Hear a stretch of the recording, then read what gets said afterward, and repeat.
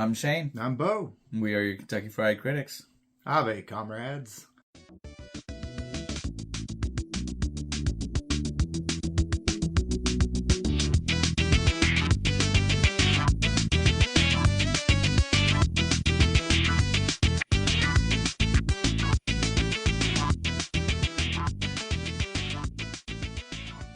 Back for another episode.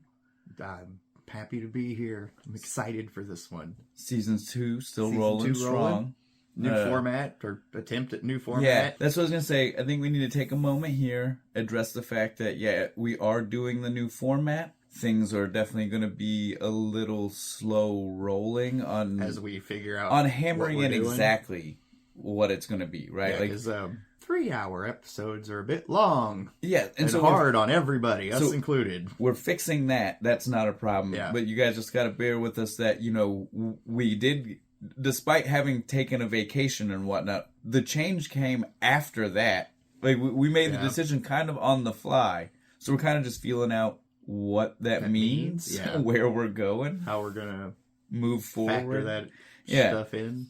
But the point is, we definitely know they're not 3 hours long now.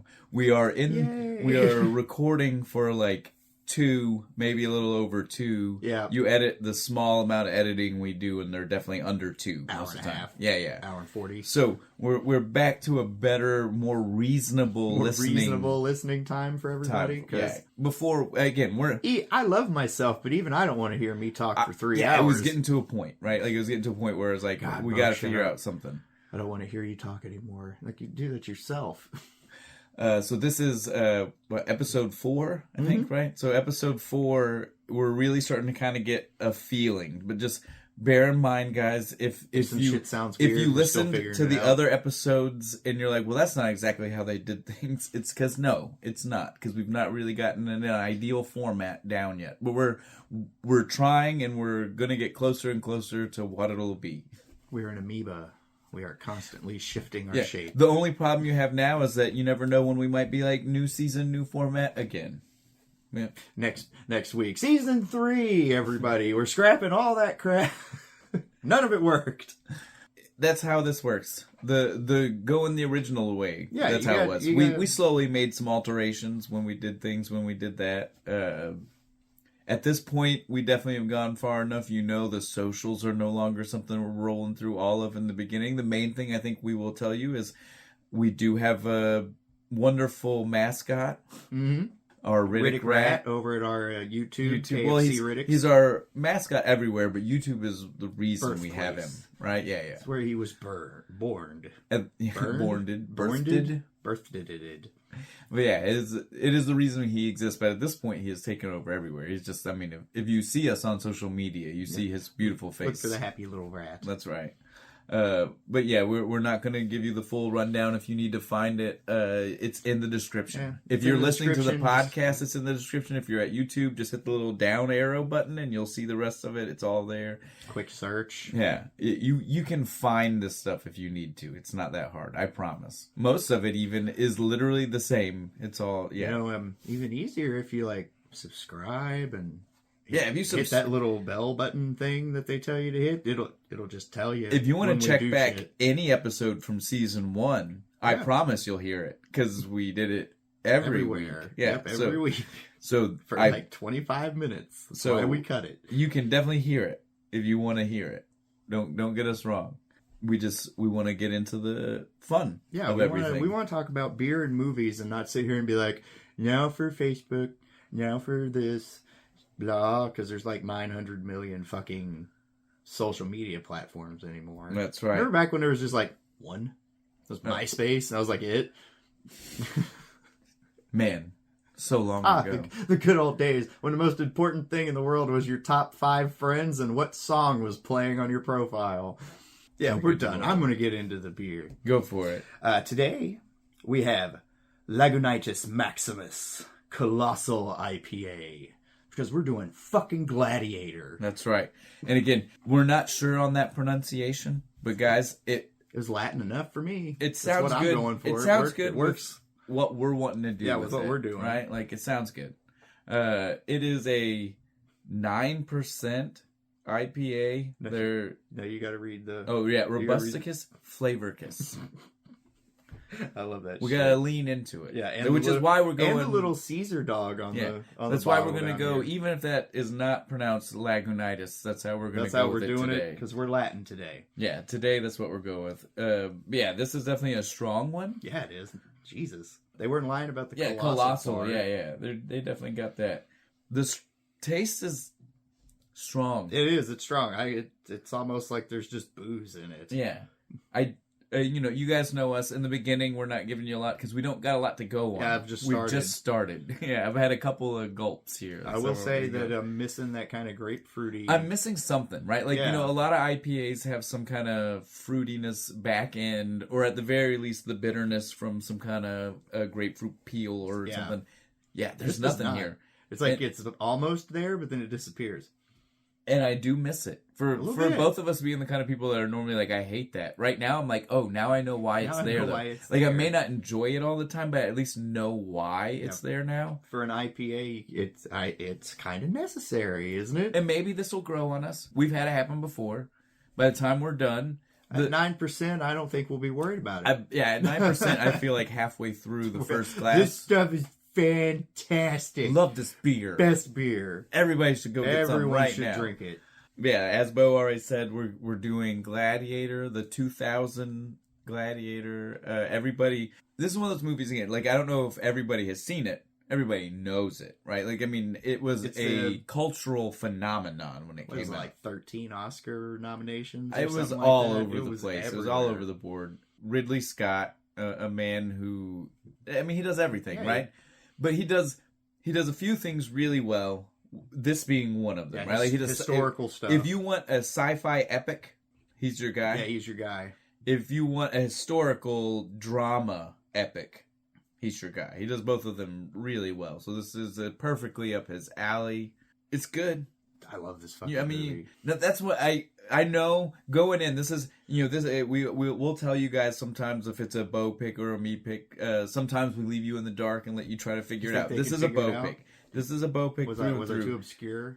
Well, and not only that, I'll say this was one of those movies where just timeline wise for us, it lined up better to be that type of movie for you not for me. Like by 2000, 2000 you were like 12, 11 going on 12. Yeah. And so it was definitely the kind of thing where your little boys are gonna be fascinated with this. This was the coolest movie. It's also right about the time you start to learn about it in history anyway, so it doubles up your love of it because you're just starting to hear about it. Maybe you didn't even like it when you first hear about it in class, but then you see this and you're like, oh, it collides the two. Roman Empire is dope. I can totally understand how that happens. I have to know everything now. Please buy me all the books. The thing for me was just that I was 16. And so for me, I was going into the edge of not pretentious movies, but definitely you had your movie snob phase. We all did it. Oh, yeah. I don't know. I had a phase, man. When I was freshman, sophomore year, I was like, I am not watching anything that wasn't black and white or artsy or some shit. I said, my friends hated me. Well, that's why I want to say I wouldn't say I was pretentious. Have you seen this Werner Herzog movie? I would say I was pretentious, maybe, but I would not say the movies were pretentious. That was my SLC punk era, type stuff. Maybe a little bit before that. I like indie films. It was definitely an indie film era. It's when I was watching stuff like that, or Existenz instead of watching The Matrix. You know what I mean? So I was just watching Existence is better. It is. And so I was just watching the other versions of stuff that might have been in mainstream. So it's not even I was watching the really obscure. I was just watching the slightly off the edge of normal, right? But I was at a point where I would go see a movie like this and it probably didn't capture the imagination the same way because it just wasn't the kind of thing I was watching. I still watched them. The drive for me was it's a good movie. Yeah. And I love it. And I loved watching it again now. I do still just remember being that 16-year-old being I'd rather be watching some, again, not pretentious. As you glance over at me and I am just in awe of everything that's happening on the TV. I remember. And so again, this thing in general, it probably wasn't, it didn't mean as much to me for sure growing up. This was 100% a you movie. Yeah. This is what spurned you, right? You were telling me. This is what started me just I have to know everything about not even just ancient Rome, but history in general. Because I was just this is the coolest shit ever. That I didn't know because you know how they teach you history in school, just like, here's a fact and a date, memorize it, Well, and repeat it to me in 2 weeks. Here's 5 pages of straight literature with nothing else, and so just know what that literature said. Yeah. It's not a good way to teach. My mom takes me to go see this movie because I guess she liked Russell Crowe, which I get it, handsome man. But I'm in this theater, and the beginning of the movie is literally a giant battle with just crazy shit happening. So I'm like invested from that point on. I'm like, oh shit, this is awesome. You were just like, take my money. I'm good. Play it on a loop, please. Just start the movie over when it gets done. I'm going to stay right here. It is great. I mean, I'm not even going to try to downplay that. You can't. The first Ridley Scott movie I ever saw, too. Really? Yeah, and I really liked it. So I was like, anything that had his name on it there for a while, I was like, I'll watch that. I want to say I knew his name more just for sci-fi before, by the time, at like 16. Because again, like I said, most of his historical dramas weren't the thing that got me at 16. Yeah, you remember I was a big pussy back in the day. I wouldn't watch horror movies. But yeah, so like Alien and, you know. That like, was too scary. Yeah. No, the mean monster will get me. Okay. It's not clearly a man in a rubber suit. It was too real. Well, and I mean, he did lean into it for those. When I finally did see it, I was like, wow. I guess before we go into the main movie, I still want to go over a couple of like actors right before we start. We always got to do at least a few, not the giant rundown we used to do. And I told him the director already. Yeah, we've already covered. I don't think we need to say more about Ridley Scott. Yeah. Again, he's huge. If you don't know his name, I really do feel sorry for you. You hate movies and you're soulless. Yeah, like because he's done a lot of good ones. I mean, he's got some bad ones under his belt, but he's the kind of guy that his library is big enough. You're definitely gonna find stuff you like. Definitely in the win column. But even when it comes to actors, I would say, you know, for as big of an epic movie as this is, there aren't that many like actually taking up real screen time, not like in a background. Yeah, there's not a lot of secondary characters. No, gladiators are the closest you get. But most of them, 2 of them, really. Most of them, I was going to say, most of them are very passing even. Jubba and Hagen. Yeah, the big German, the giant one. Yeah. But apparently a friend of Arnold Schwarzenegger. I can believe it. They've got the look. Ridley Scott was just hanging out with Schwarzenegger one day and was like, I need a giant dude, like a big guy. And Schwarzenegger's like, I got you. I'm my training partner over here. He's done some acting in Germany. No, and again, they didn't need speaking for a lot of them, right? Like, again, the whole idea here is they're not important to our story. Not really. They're tertiary, right? Third round characters. Like that one. Really, most of the story just focuses around Russell Crowe as Maximus and Maximus Decimus Meridius. Maximus. I'll probably just say Max for most of this because Maxie. It's speaking on that note, our other character is Joaquin Phoenix as Commodus. I will 100% be calling him Kami. 100%. Just so you know, I'm not gonna say Commodus every time I gotta talk about that guy. That's a mouthful. Yeah. It's too many syllables, brother. Just like I won't be saying not just only Maximus, but I will not say his full name every time or any time. Not gonna do the whole speech? No. But yeah, they're not only are they the main characters, they're like the only. I mean, everything is about them. Yeah, no, this is definitely, you could almost just do this as like an opera. Yeah, no, like I mean, stage. The other people are very background. Yeah. They're setting up going to the next scene between these two guys, or with just one of them fucking going on a soliloquy about the other one to somebody else, right? Like, there's a lot of just focus on their controversy with each other. But not to say that we don't have some other great actors. There are plenty, awesome. Yes. And we will name a couple. Yep. But before we move away, we do still at least need to name Connie Nelson, and that's who plays Lucia, however the Romans like to do the double L Lucy. In a name. Since we're doing the I thing, but Maxie, Kami, and Lucy. She is Commodus' sister in the movie. The main reason I want to bring her up is because she was a constant font of knowledge on set, apparently. She is a bigger Roman history nerd than me, apparently. She is huge. To the point where it was slightly annoying to Ridley Scott. Well, that's fine. Like I said, he'll get over. Well, he may not have liked it, but I still think that means that she was a big help to the other actors, though, right? Yeah. Like, because she's on ground level with them, and she probably helped them understand. Oh, I bet the history Whatever it was. consultant people loved her because they'd probably say something and Ridley Oh, would yeah. probably try and dismiss him, and And she'd be she'd like, back "Oh it no, up. no, actually," and she probably had like more weight. Well, like, one of the things I saw about her is, like, you know, you see her all the time. She's got Yeah, that one ring, it's got one that giant amber or whatever colored stone. It looks very Roman. Like It is very Roman. Yeah, it is an actual cool. 2,000-year-old thing that she had gotten herself. It's hers. It's not the movies. They didn't find it. She brought it because she herself owned it prior to ever wanting to do this movie. I love her. She's so cool. Yeah, she like that's the kind of dumb shit. Well, and that's the reason I felt like we have to bring her up for so this. good. It's a pretty cool fact about her to know that she was like that educated about the subject Right. and that into it before, without like, even going the movie to college. wasn't. It's just a she hobby. didn't go learn this for the movie either. She's not so method that she didn't go like, "Oh, I have this part. I'm gonna go live in the library." No, she just knew it offhand, and that's awesome. That's dope. I love that about her. So those are our. She's the coolest person. Those are our for real like main actors. Yeah. At this point, just name the people that we like and we want to mention. So I want to go first because I don't want you to steal this one from me in case you're going to say them. Because I know you've got multiples. I'm sure you want to mention. Tommy Flanagan. Do you even know who that is? That's the dude with the Cicero. Glass. Yeah, Cicero. He's the guy with the Glasgow smile. Smile, The his face is all busted scar. up. That's real. Yeah, he got it in like a bar fight or something, didn't he? He was a DJ and he was walking home at night and he got fucked up by some actual gang members, and that's what they did to him. Messed his face up. He's also in Braveheart. Oh, he's in a fucking everything. Yeah, he's in a bunch of Sons shit. of Anarchy. He's in. Oh yeah, he is. Dude, I mean, those scars getting anytime cast he as a needs- hard ass. You need a badass But looking guy. he also does other stuff. He's a good actor. He really dude. is, though. He can do everything. But he does have those scars. It's one of those things where, like, if you don't know the name, like, if I'm like Tommy Flanagan and everybody at home was like, who?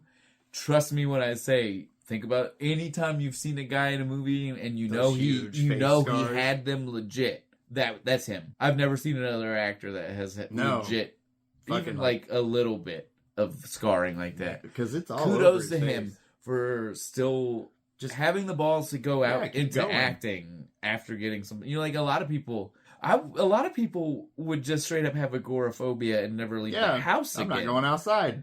Last time I went outside, they smashed up my face. That's traumatic. For real.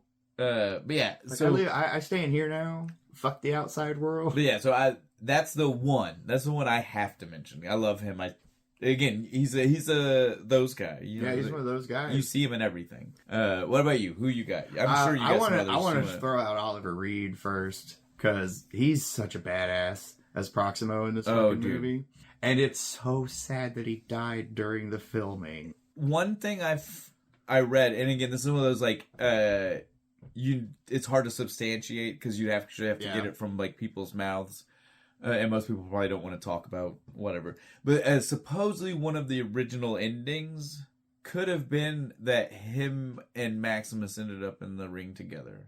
Oh, and had to fight each other? Yeah. Oh, that would have been cool. Apparently, he did not like Russell Crowe.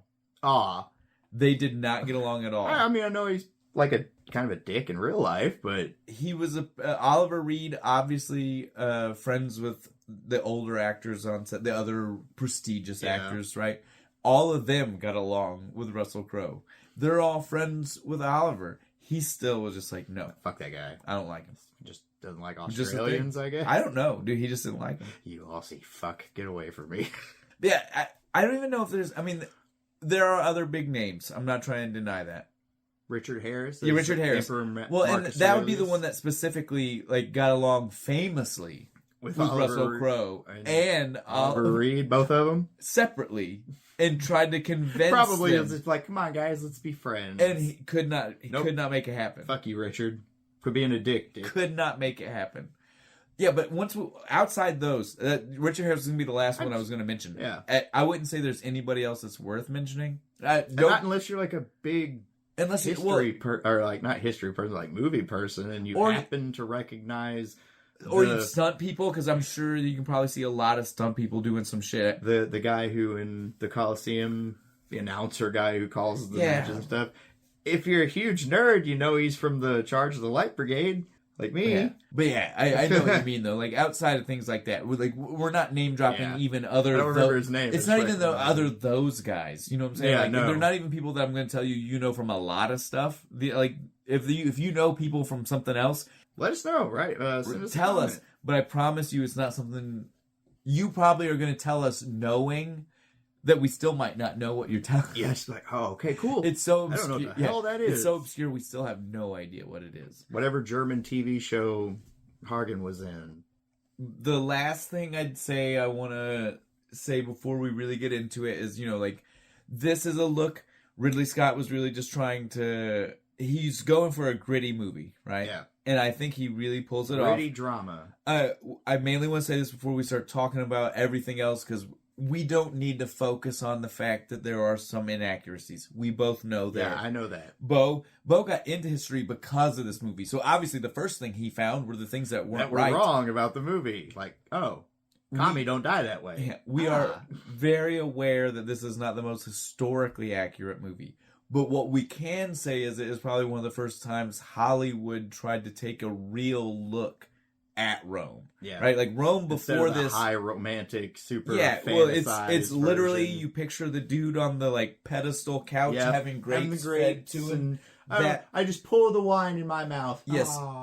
Hedonism. Yeah. Right? Like that's the debauchery of Rome. That's what people think of. Certainly, even if nothing else, when you think of us seeing the leaders of Rome, like we're seeing in this the movie. emperor and stuff. Well, and the high generals and all of these people. Yeah, and this is trying to give us a real look at people, right? Like to see that kind of opulence may have existed, but not on the level the movies wanted us to think it did. Right. I agree with that. Yeah, I mean, you had to actually work. If you were to ask me which one's more accurate between old Hollywood and what Ridley Scott did here, obviously I'm going to tell you this one. Yeah. Old Hollywood went way crazy with it. So I get what he's trying to do, but we just want everyone to understand we do know. He took artistic liberties. It's not all perfect. He paid so much attention to the detail for sets and costumes and shit like that it's like I don't give a shit. He gave enough accuracies that I can let the little world bit seems go. Real, right? Like I can let the little bit that he needed to add in go. The whole we talked about this the way a woman would dress, right? Like most Roman aristocratic women would wear white because they're supposed to symbolize purity and virtue, virtus. Yes, and I understand that and agree that is true. But the problem with that is as soon as you put a woman in a white robe, she looks like our classic version of a tunic. Yep. And you're automatically back you're to 2 seconds away from feeding her grapes. Right? It's Spartacus. It's Spartacus. Yeah. Exactly. And it's not the good Spartacus. It's not the new Spartacus. Yeah. The TV show. Which, again, would never have existed without this. Right? Very true. We can both agree. If we didn't have this and the Gladiator scenes from this, we wouldn't have that. We would never have had that show. That's the other thing I would say. Before we started talking about the actual movie, I wanted to say some of that is this movie inspired so much that came after it. Again, we wouldn't have the Spartacus stuff, obviously, because they're set in the exact same time period. But the other thing you got to think about is this movie starts, like you've already said, with the epic battle, right? And it's the only one we get in the movie, really. There's no other giant battles. It's a lot of in the Colosseum stuff. But we get this giant one to open with. It's 20 minutes of the movie. I would venture to tell you, because this movie came out in 2000, if we didn't have this, we wouldn't have those scenes in Lord of the Rings. Peter Jackson straight up took... when you're watching the battle in the beginning of this one, it is literally you're just dude, Peter Jackson took this from fucking Ridley's playbook, man. Yeah, it seems like it. It's the way you can the way you can see the emblems, but then you quickly pass by. Kind of shaky cam and the quick shots of action and shit. And again, this is a movie that kind of got us used to that, seeing can you think of other movies with battles on that kind of grand scale? Braveheart. And even that is still, they just kind of run at each other in a big mob. This one is the pageantry of it. Yeah, there's a clear shot. I used it for my history report in school. I took a digital camera, remember when those first came out, and went really close to the TV with it paused took a picture of the Roman army marching in that beginning scene with all the little formations and shit, and I blew it up and used it as the backdrop for one of my history reports. I got an A. I believe it, dude. Yeah, because it's super fucking accurate. And that's what I'm saying. Like, that's why I would say Lord of the Rings, because again, the fantasy idea of a military is the same. It's the pageantry of it. It's the seeing this grand cool scale and scheme of everything. The banners and shit all fluttering. Definitely. But yeah, that's the beginning of the movie. We can just keep going since we've already started. Yeah, we don't even got worried. Yeah, look, we're not giving away anything. When we say the movie starts with that, like, you barely get introduced to characters before we start finding out. Like, yes, you know who Max is. Barely. Like, you know he's the general. I don't know if you know a name yet. How? Not yet, because I think Quintus is the first guy who's like, General Maximus. And he turns and looks, because he's doing the whole dirt thing where he's rubbing his hands. That we see constantly throughout the movie. But yeah, like, again, the main part of the opening is to let us know the kind of Rome we're in, right? Like, that's what we're seeing here. It is that era of Rome. It is still in its expansion. It's during expansion. It's fighting off enemies coming from barbarian other places. Germanic tribes. Germania, because that's where they're fighting. And again, it's epic. There are just arrows flying. The big, huge catapults throwing pots of fire and shit. My favorite thing about all of this, the dog. Oh, yes, the dog. There's this cute dog, and they show it like right in the beginning before Maximus goes to go join his cavalry. You'd swear the dog was going to be in more of the movie. The way they want you to feel for it in the opening, you'd like it's Maximus's dog. You'd think it was going to be a buddy movie with him and the dog almost. I'd pay for that movie. I feel like they probably would have had to have killed it at some point. It would have been way too sad. Yeah. So they're like, we'll just cameo. Look at this cute dog. Oh, look, it bit a guy's arm off. Ha ha. And then let him just kind of fade away. But yeah, we see this crazy ass epic battle, and it goes on for it's 20 minutes. It's not huge... 20 minutes exact, but it's pretty close. It's 15 to 20 minutes. It's the whole opening of the movie. But we finally see, like, in the mud fight, like, him, like, straight up wrestling. Yeah, he's in the mud, wrestling a dude who's, like, trying to smash him with an axe that's on fire. And he's trying to take out the other men because he's that kind of leader. Yeah. He's in the shit with his men. He will do whatever he has to save every one of his men. And we constantly see that. Yeah, he's constantly backing dudes up. They remind us why he's the guy that he is, why everybody likes him. There's actually a deleted scene from like immediately after the battle where he's going through like the hospital part of the camp with all the wounded and shit, and there's like a dude who's like bleeding out, and the surgeon's like, somebody help, and he goes over and he's getting his hands all bloody trying to. And I'm like, why did I get it? It probably took too long, and they cut it for time, but it was a really good scene. I understand, but I'll tell you right now, the reason they probably didn't do it is because they didn't need it. Yeah. As a moviegoer, I can tell you right now, I understand that about him. I don't need, through everything else that we see that wasn't cut, I know that he's that kind of guy. Yeah, I don't need that to know that he would do that. Right? Like, we see the part where he goes down, he gets to know the men, like, after the battle is over, right? Like, the battle is basically wraps up right there, but once it's done, we get the music, right? This is, you know me, I gotta mention, the first time we get a really good music, and this is the first one we get, is after the battle's done. We're kind of looking at the battlefield, right? The folly of war. The music really sets it up, right? Like, it's triumphant, they won, but the music's not triumphant. No, it's all sad, and that woman in the background just because they... Certainly Max, if not the rest of the men, understand that about what just happened here. Yeah, they won victory for the glory of Rome. But this thing that they're doing, this isn't good. Yeah. This isn't a good thing. Look at all this death. This is death. This is violence.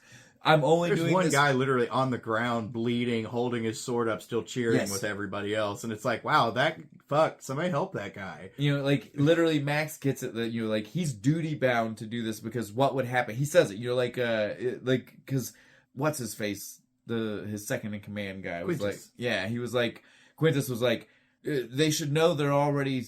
men should know when they are conquered. And he was like, would you? Would I? And that's what I'm saying. He gets it. Yeah. He understands on that level, right? Like, he's just like... We're the invaders here, man. Right? You'd do the exact same shit. you know, If like it was I reversed. believe that we are right, but I understand where they are coming from because they believe they are right. They're defending their home. Yes. Switch sides, we'd be acting the same way. You know, because that's the thing that the movie wants you to remember is that this is at a part in Rome's history where Rome is huge. They're right? at the height of its They are imperial literally might. from the edge of the Middle East. We are about to start the downfall. Yeah, like this is literally like the edge of the Middle East through Africa Up and into Germany, everything up and down in England's between. already been taken. They are huge right now. Well, again, literally as we find out when he becomes a gladiator, because everybody calls him the Spaniard. Yeah, it is because he is from Spain. It's not a. I know it's weird because we're looking at an Australian guy who doesn't have a Spanish bone about him. But it is because he is indeed supposed to be the hills he mentions is an actual region of Spain. It is a place you can go to today. He is Spanish, you know what I mean? Like so, it seems weird when they say it in the movie, but it is an accurate nickname. It is a true thing about the guy. I'm gonna ignore that in the movie. The house they filmed for him is actually in Tuscany, but whatever. That's European just movie magic. European hillsides are European hillsides. All the scenes of him riding through the desert are in California. Okay. They literally bounced all over the world to film this fucking deserts movie. is deserts. You're not gonna. It's all sand. Yeah, you know, like for hillsides, you need to have at least the right type of trees. So European needs to be European. But when it comes to deserts, I can't tell Mediterranean sand from American sand from. I couldn't either. I'm sure somebody can, but I'm not the guy. But anyway, after the battle is when Kami shows up with Lucy because Marcus Aurelius sent for them. This thing they're traveling in, dude, is wicked. Armored fucking carriage thing. Wicked. That's like a hotel room inside with all these pillows.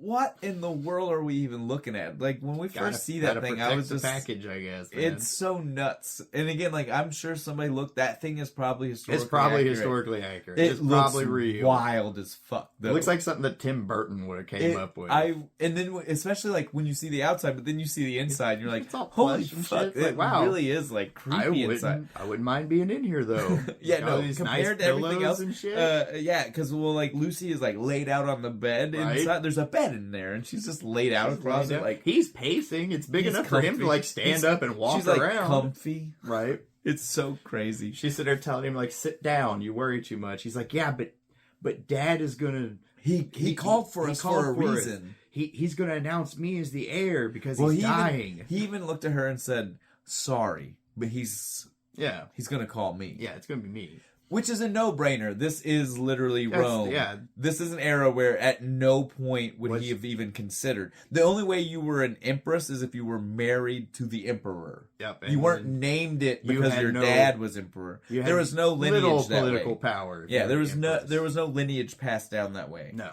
If there was no direct male heir into a nephew, right? There's even a part where Marcus Aurelius talks to her. He's just like, "Yeah, man, if you'd have been a man, you'd have been a badass emperor." Well, and again, like this is an era where if Kami wouldn't have existed, her son, even at 8, just would have been the next actual heir. Like, she would have been the regent in charge. Yeah, until he was of age. Yep.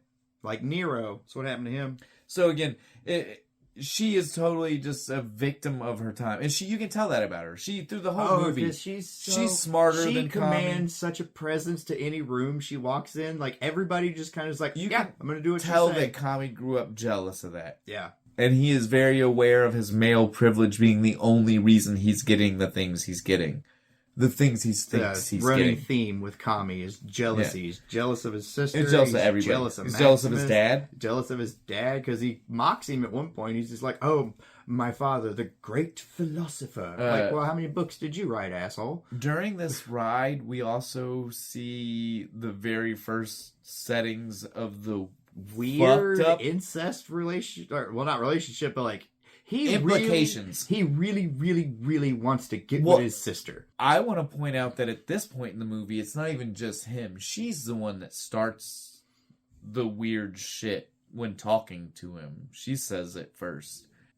Increasingly through the movie, they start to make it seem like she's grossed out by it, but she in the beginning is 100% just as fucked up, weird, incestuous as he is. It's like when they make the shift into us wanting to like her as a person, they stop letting her do it, and they only let her be grossed out. I promise you, if you go back one more time and just watch the opening in the fucking thing, you're gonna be like, I hate every time it starts. I'm just like, it's gross. Are fucking weird. It's gross. I don't like this. Yeah, it's strange, but yeah, the movie sets it up for us very beginning. They want you to know right away. They have a weird relationship. These two have a very strange relationship. He is on his way. He thinks he's going to be in charge. The next emperor. No, we don't know about all that. Not really, because here in a little bit after the victory party. Yeah, I guess. Before we even get there, I want to mention the part that made me dislike him the most. As soon as he shows up, right? We're not even at the victory party. When he gets out of he runs out of the thing, straight to his dad, past the soldiers. Have I missed it? Have I missed the battle? Have I missed the battle? You've missed the wall. Everybody's face. Just looking at him like... The background there are people. Just like dudes who are carrying people who are wounded. Stopped what they were doing to look at him for that one. Fuck?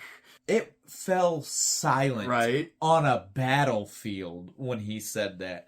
He was so eager to fucking be there. Like, no one bought that. It was so crazy that he even felt the need to say that. He's a sniveling little shit. Ridley Scott did a really good job of making you not like Commodus from the minute you meet him. And then we even get the line from his dad from Dear Marcus. I don't know if we've mentioned that to his Marcus Aurelius. That's one of those names you know. Notice you don't really know Commodus from history because he wasn't worth a shit. He's just as arrogant and dumb as what you see for here. Being crazy. And he's actually part of he's literally written in history as the downfall, at the beginning of the downfall. He's like the linchpin of the downfall of the Roman Empire. This movie just doesn't Marcus even cover. Aurelius was like the last of the good emperors. We get from the line from his dad. Literally, he looks at fucking Commodus and he says, was it like look at the next generation or whatever? He's like, it was just like, geez, what a diss. Then he fucking just turns around. He says it to Maximus, right? He's dead eye in Maximus and like, this is Rome. This is the next generation. All Rome. This for the glory of Rome. And kind of points at Matt. And he's just like, dude. Yeah, this is the dumb fuck that we're leaving this behind to. This is the problem. This is why I need to talk to you later, Maximus. Because he just wants to go home. Like, that was all Maximus wants. Well, we get to find out, right? Like, he tells him. Marcus Aurelius is like, what do you want after this great victory? He's just like, let me go home. Back to his farm. That's all he wants. He wants to go raise his crops. What a humble career. Right? For when he's not slaughtering It's one of my favorite little scenes in the beginning is when Marcus tells him, they're having their deep conversation before he tells him the big thing. He's like, tell me of your home. And he gets so into it. It's like the most honest fucking thing ever. It was honest. That is Russell Crowe telling you about his house. When he tells you about the tree outside and it's smelling like herbs in the morning and jasmine at night. Shut up. That is for real Russell Crowe awesome. telling you about his house. That came through because I love that bit where he gets excited because he's just like he's like the sun comes in, warms the stones and all this stuff and real.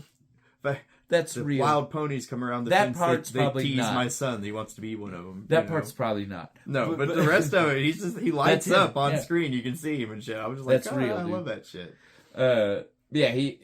It's great to see that, and that's all he is, and that's all he wants. He's a nice, simple man. He tells Marcus, he said, "How long's it been since you've been home? 2 years. I don't remember exactly. 264 days, and this morning. Yeah." It's an insane. He has it down to the day. Is it worth fighting for? Is it? Yeah. Of course it is. Yeah, like fuck Rome, fuck all this. I do it. I fight to get back to them. I keep the barbarians as far away as humanly possible from my family. To save them. Once I know they're safe, which is what the conversation was sparked by. It was literally Marcus saying, I think we are safe. Yeah. I think we are done. I have fought, 16 years of 20. All but 4, he said. 4 he didn't fight. 4 years of peace and 20 So 16 years of fighting. He's so good. No, that whole speech is great, right? Like, because it's him. He's worrying about how he's going to be remembered. Yep. He's talking to he knows he's dying. Am I going to be remembered as a warring emperor? Or the philosopher? The tyrant? The philosopher. He went down in history as the philosopher. I've read Marcus Aurelius. I have his books. And that's what most people would know his name for his philosophy stuff. It's where we get Stoicism from. He is the last of what is called the Great Five Roman. Yeah, the Great Five Emperors. Yeah, he's the last of the five. He's literally the one that ended it out. Not to be confused of the War of the Three Emperors. Yeah, the empire split and they all was like, I'm emperor. No, fuck you, or to I'm be the confused emperor. with the Holy Roman Emperor. All of these are different but sound the same. I mean, Rome never ended. It just shifted around. It got really confusing for a while. Right? We don't even need to get into all that. We promised them we weren't deep diving history today. This isn't a history podcast, bro. We gotta start a spin-off for that if we're gonna do that. I'm down. Let's go. But yeah, so at this point is when Marcus finally gives Maximus the heads up, like, dude, I'm not going to name Commodus as the emperor. I know you want to go home, but what if it's not home? But what if it's not here? I'm going to send you to Rome, right, as kind of like the protector, so the Senate can get all their shit together. He's like, so because we want Rome to be a republic again. He's like, so no more battlefield. Yep. You'll be safe. You'll be fine, but you're going to go to Rome and be a politician, I You're guess. going to be... Well, he literally would have been... they don't make a point to actually say it, but he would have been the next Caesar, right? Yeah. Like, because he makes a point to say protector. He says all these words. Says everything He but. doesn't say the word Caesar. He doesn't say the word emperor. Or dictator. Well, and he wouldn't have been emperor, right? Like that would have specifically been a lineage thing. But he would have been the next Caesar, because Caesar was just a title. Lord High Regent of the Empire. It just so happens that Rome was one of those places where generally people had multiple titles that were not all technically the same thing, but at some point only one guy had all the titles. But yeah, so he would have been Caesar. He would have been Caesar because he would have been in control. But the whole idea was that he was Caesar in lieu of the Republic taking back over. Right. Like, he was going to be the guy who was like, all right, this is what you senators need to do, and we're going to get it. And then when we get it all settled, I'm going to fuck off. Well, because someone has to be in charge while they are finalizing how that's going to work, right? Like, you can't just have nobody in charge while you're battling it. You can't just go in there like, all right, we're a republic now, I'm a bounce, you guys figure it out. Well, that's when all the senators would start killing each other for the new... Like all of the ones who still wanted there to be... We'd end up with a real fucking tyrant, yeah, right? a true dictator at the top at that point. Oh no, the return of the kings for the Romans. That's like the worst fate ever for them. So yeah. They hate a monarchy. So he was going to be taking over. Kami was not going to be able to take position. Maximus does not want it. He doesn't. He says literally first thing he goes. All of my heart, because when he first says he doesn't tell him. He doesn't say I'm giving it to you. He says, what would you think about it? Right? Like, I love that. He goes, what would you think about that? And he goes, no.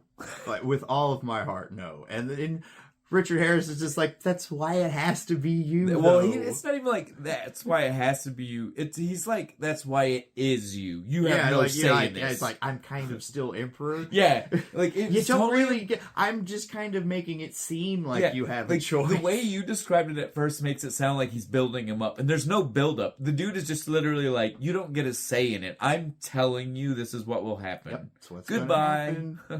Have a good night. Or tell my son to come in here now. Now, in all fairness, though, he does leave, and you can tell he's a little bit more okay with it, right? Like, he leaves because he goes and talks to Cicero, and he tells. And we don't get to hear him tell Cicero, but we hear him, which he's his assistant, like, right? Yeah, it's like his manservant, if you will, for lack of a better term. Yeah, but so he is.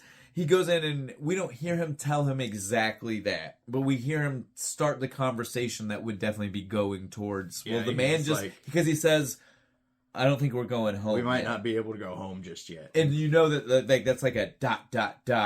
cut camera away, and I'm going to explain to him what I just heard. Is about to happen. So we know that's what's going down. We see Kami go in and talk to Dad. Or not even yet. First we get Dad talks to the sister. This is when we find out that she should have been. That if this had if she been would have been a man. If this had been a only. different world, well, had she been a man, or they accepted women as their if they leader, were more like the Egyptians. yeah. Had we been in a different place in general, she would have been the greatest leader, right? Like, but almost at a fault. Like, that's what he tells us. Like, she would have been too good at the politicking. Yeah. Right? And maybe lost sight of the people for the politicking. That or the people turn on her and have her assassinated because she's just too good. Well, if the people do that, it's because you're not... That's what I'm saying. You're not taking care of the people. The people wouldn't do that just in general. They would... Over there scheming. You know, the French Revolution happened because they were bad, Bo, right? What? Not the French monarchy. They're such nice... Oh, where were we at? What were we saying? It was when Marcus Aurelius and Lucilla were talking. And then they just like, let's pretend... that you're a loving daughter and that I was a good father. And I'm like, yeah, it's a bit of a stretch, buddy. Yeah. Well, but again... Good emperor. Terrible fucking father. You know, again, she, like I said, the whole conversation was like proving the point that they're both really good at politics. And that's what that part of the conversation was about. It was literally... She's a lot more like her dad than... Well, and him admitting that they both know their place and that they're both good at politicking, right? Like, they both know... when to put the show on, when not to put the show on. But again, he literally says, this was your fault. You could not have... You probably couldn't have led because you're too good at doing this, and you'd have lost sight of this. But I'm going to need you to keep an eye on your brother, because you know how the fuck he is. Yeah. That's basically how the rest of that fucking goes. Now, the thing is, though, he did not... Did he give her the heads up? I don't think so. But she then talks to Maximus before it's all said and done, like she does. Yeah, like, because she says, like, my father favors you now. Right? So I don't really understand what happened there, because that's what I thought, too, when I was watching. Like I paid attention the second time through to even make sure. I was like, yeah, because she definitely talks about it like she knew for sure. Right. And we don't see her get told for sure before. But we do see Kami get told that he's not going to be the emperor. And he cries. Throws a fucking fit. I know he's a dick, but just on an acting standpoint, this is so fucking good from Joaquin Phoenix. Like, he has a full meltdown. Like, I just wanted you to love me. I just wanted you to be proud of me. Like, you sent me the little list of the virtues, but, like, none of my virtues were on your list. And Richard Harris gets on his knees. He's like, it's not your fault. Now, I was a shitty dad. Now, I agree with 80% of what you just said. The one thing I have a problem with is that the virtues he starts mentioning are bad. Yeah, they're not virtues. Good qualities in a human being. Ambition. But ambition cripping, like, I mean, not like real ambition, like crippling ambition. Like that old school kind of royalty ambition where you're killing people for it. Yeah. And you can tell that's what he means. We call that ruthlessness. But you know what I mean? Like, he is not mentioning good qualities when he's like, I've got virtues, and you didn't mention those. My favorite one was like courage. Maybe not on the battlefield, but there's lots of kinds of courage. It's like, shut the fuck up.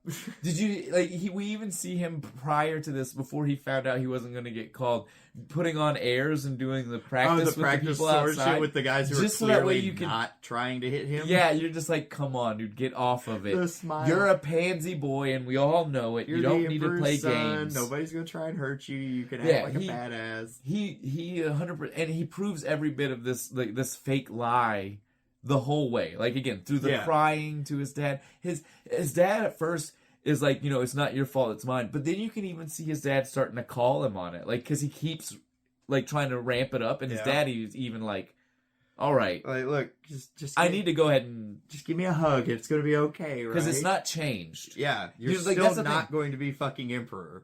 You see this moment where Kami realizes that, right? Like, because at first he thinks he's convincing his dad, right? He thinks this crying and this weird speech is going to make... Hug, and his dad's going to be like, you can have it. And he can see it in his face, like, no, I'm still not going to be the guy in charge. And he just starts... He hugs him to death. Puts his face straight in his chest. Literally hugs the man to death and just squeezes him to his chest so he can't fucking breathe. The one vertebrae crack. And then the rest is suffocation. Awful way to go. Awful thing to happen. Can't fucking believe this. Can't even hear Richard Harris struggling, like his gasps for air because fucking Joaquin Phoenix is like sob crying while he's fucking doing it. Such a good scene. Love this scene because it's sad and fucked up, but it's so fucking well done. The acting. Yeah. But then this causes us to have even more fucking problems, right? This is what is the linchpin. This is the movie. inciting incident right? for all like, you literary buffs out there. Yeah, this is what causes every problem. So he's now in charge. They go to wake Maximus up. Maximus gets woke up. This is very specific. Maximus gets woke up to a very specific phrase, which was, the Emperor wants to see you. He does not know yet what's going on. Right. He hears this and just simply thinks, Marcus needs to see me. Before he even goes through the tent, as soon as it opens, it's just Joaquin Phoenix just sitting there just being like, our dad's dead, man. Hug me. He says that, and then he says a line to specifically insinuate, I'm the one who sent your that emperor message. Asks for your loyalty, Maximus. I'm not shitting you when he says your emperor, much like the battlefield moment when he tried to imply he was there to fight. Yeah. And it went silent. That tent went silent. Every aide that was in the room, his sister, they all know. Maximus, they all knew. They were all like... But they can't fucking say anything. They were like, loser says what? Right? I can't believe that man just tried to say that. Maximus doesn't have it though. He just walks the fuck away. He's like, he turns his back. I'm not very shaking specific. Your fucking turns hand. his back. The man speaks to him again, and he keeps his back turned to him and leaves, which is super disrespectful to the man that is emperor. And then Commodus gives Quintus the nod. This is the beginning of the true fucking villain of this fucking movie. Well, not only the true villain, also the most unbelievable part of this movie, right? We just got finished hearing from Marcus before he passed away that literally part of the reason he knows nobody would argue with Max being put in this position is because his army loves him. Every soldier loves him. Yep, they would top march to to hell bottom. Nobody would question that. And because the army loves him, the people of Rome love him. They know his name. Yep, they he's know a very who he famous is. He is general. a famous person. People know him. He's Rome's most successful general at this point. Of course, like he has people every morning reporting what the fuck he did on the streets of Rome. So hard to believe that a man that loved would have a guy who's been on the battlefield with him, who we watched just previously. He saved him. He's the guy that they were just in battle. They were just in battle together. Would instantly, immediate, without thought, turn on him to do this, because the nod was not just take care of him. It wasn't just put him in jail. The nod was kill the man. Him. That guy has to die. Quintus shows up and says, we are to take you as far as we can ride in one day's time and execute you. Which I think goes to say it all. To prove that, some people might try to be like Quintus apologetics, right? To try to say, like, he didn't know how deep in he was already, right? Like, could have been told a lie. But here's my next sentence disregards I don't even need the next sentence. That sentence already disregards it. Because why would you need to go that far away to kill him? So you can blame it on the Germans. So the army doesn't. So the army wasn't close enough to know you killed him. Right. Oh, if you killed him in camp, there would have been a riot. Now you get to go back and be like, oh, it was so sad. The general took a scouting party of the Praetorians out to scout that ridge line out there, and the Germans got him. He's dead. Well, no matter what, the point being that sad. that the execution happened that far away. Like, again, like, it doesn't matter what story. He doesn't know what story might get told yet, so he can't even be like, well, I knew they were going to tell you a lie. He does, however, know that the only reason you would need to execute him away from the men is that the men will not agree with it. Do that. Right? So he knew from get one this was crossing a line, right? But not only do I have a problem with that, I have a problem with they then found 8 other men who are also just okay with killing Maximus, right? Like, those are the Praetorian Guard. They're not part of that army. I don't care. This is the guy who, again, Marcus himself, the actual Caesar said, you are so popular in Rome that everyone knows your name. I just don't buy it. Bonus? Like, I'm not even saying that they I understand that they don't have a military responsibility to him, but the sheer notoriety of him would say... Take LeBron James out real quick and just put a bullet in his head. At this point, at this point in time, those guards are the only people who know for a fact that literally Max was he who was to be king. Yeah. You know what I'm saying? That's why we're getting rid of him, right? So again, like, I just find it hard to believe that he was so popular that he was about to be the man to be king. And they found 9 people willing to do this. Paid him real fucking good?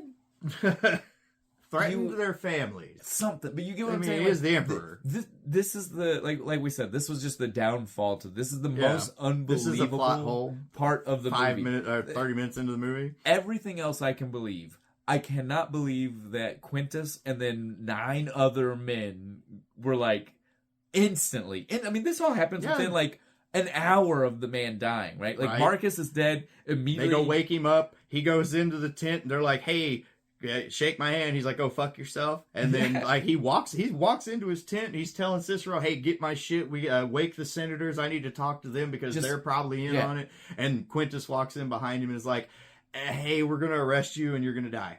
So yeah, I like I said, biggest plot hole I have. It's like 30 seconds. But like Bo was about to allude to, and I'll let him go ahead and say it because it does get worse. Like I said, I don't even need the next line, the part where he goes above and beyond, crossing the line to know this man was bad. But this is what seals it right here, because he's supposed to be Maximus's boy, like his second in command, is his dude. He's like, "Quintus, tell me you're going to take care of my family. Your family's going to be following you real fucking soon. They're going to be dead. You can say hello to them yourself." The afterlife. And again, that's one of those you got to remember how the Roman afterlife works, right? Yeah. Because the only way he'd be able to do that is if they were following, if they were recently enough behind him. Mm-hmm. Because if not, he's ferried across. It's all a little bit different. It's harder to find someone. But if it's all close, if it's all really quick, which again implies that this is happening soon. They're going to be right behind. We're going to kill you. And as soon as I walk out of this tent, I have another detachment of Praetorians who are going to go. And no shit, all the fucking way to Spain. I have problems with this. And no shit, that's what we see. Because they take Maximus out to kill him. We have a quick fight where he gets away. We don't even need to get into it. It's super dope, though. He's a badass he kills 4 dudes at once. Well, he's the general of the army for a reason. It's back in that day, you're the general because you survived enough battles to be that guy, right? Oh, yeah. So he knows how to survive. Right. He was definitely one of those generals promoted from the ranks. Oh, he wasn't just like the senator who said, "I'm going to buy an army today." Again, he's a dude from Spain. Yeah. Spain is not even like the heart of Rome. You know what I'm saying? Like, this is a far off piece of fucking nothing to Rome. Oh, yeah. So for him to constant problem for the empire. For him to make his way up to general, being a Spaniard, again, that's why the movie wants us to know that about him. He really is a guy who's gone against the odds. Such a logistics problem here in a second. It's okay. Because I know. Because he has to ride home. He has to get home to save his family. From fucking Germany to Spain in 2 days. He literally camps once. And the next day is in Spain. Now, in all fairness, we don't know that. We only see the overlaps of the once. Because he gets there late. So we don't know how. Like he's that far behind. Maybe, but we don't know because they're not like bones. They're still kind of crispy and the fire's smoking. Could have been like a week, dude. I mean, them fires would have been embers. Out. Embers in a big farm. Come on. But either way, we're just trying to. I get it. We had to get him from one part to the other part. I think right now we're just trying to be playful because this is probably the worst part of the movie. Even Ridley Scott, the director on the commentary, this is hard. To it, he has a problem with that. He's like, yeah, I know it. It's stupid, but we had to get. We have to get it. He felt it was important that there was more of a journey because apparently in the original script it went straight from Germany and he was just immediately sold as a slave straight to Rome, and then the rest of the whole script was just we never mentioned the family either. Yeah, no, if we don't. It was all just like arbitrary, like, oh, I want to get back to my family. We need to get rid of them for sure. I agree. It had to happen. I like that. It's just it's one of those things where it's like, all right, just ignore this one fucking part because it's really bad. Ignore the 1,500-mile journey he had to take. Well, I'm fine with the journey. Even I'm just not fine with the. I'm just not okay with what's going on at home. Yeah, no, while that's the bad journey. too. That's the only thing. The journey's the journey. Whatever. He definitely didn't do that. Again, your problem is that you keep wanting to think it's 2 days. I'm telling you, we just didn't see the time lapse of all the nights. Is all. Yeah, it was probably like 8. He can't tell us 8 days. I don't know how long would it take to go from June? Less time than you think. I bet. You remember, Europe is actually a lot closer than it seems. We don't actually know how many days he took. Yeah, but we don't get shown. It seems like, but like I said, if they hadn't have done the weird little like, I'm going to stop at the campfire for a minute scene where it's like literally like 2 seconds where he's like, I got a campfire and I'm just kind of chilling, and then back to riding the horse. If it had just been him riding the horse, I would have been like, all right, this is more montage-y. Yeah. But him taking the time to set up camp made it seem like it was like, oh, he did this in 2 days. I'm sure the problem is, though, if they would have done it all montage-y, most other people would see that bow and they would be like, oh, he just rode straight there. Teleported. Right? Like, that's the problem. He has the horses from Crowe. Your problem is that you wanted the to see... fire ones? Your problem is that if you have a montage like this, you wanted to see multiple days in the montage, not just one camping. That's what you're... Like I said, my bigger problem with the whole scene is not actually the time framing. It's literally the gruesomeness of what happens. Poor kid. It's pretty bad. I feel bad for the kid because he's so happy. He sees the horse. Well, he thinks his dad coming home. He's like, Papa, yeah. And he's running down the little driveway thing, and they just mow him the fuck down. We don't even get to see what happens to the wife till later, but they're both. It's bad. Well, even when we get told, we can't even guarantee that that's true. He's just saying...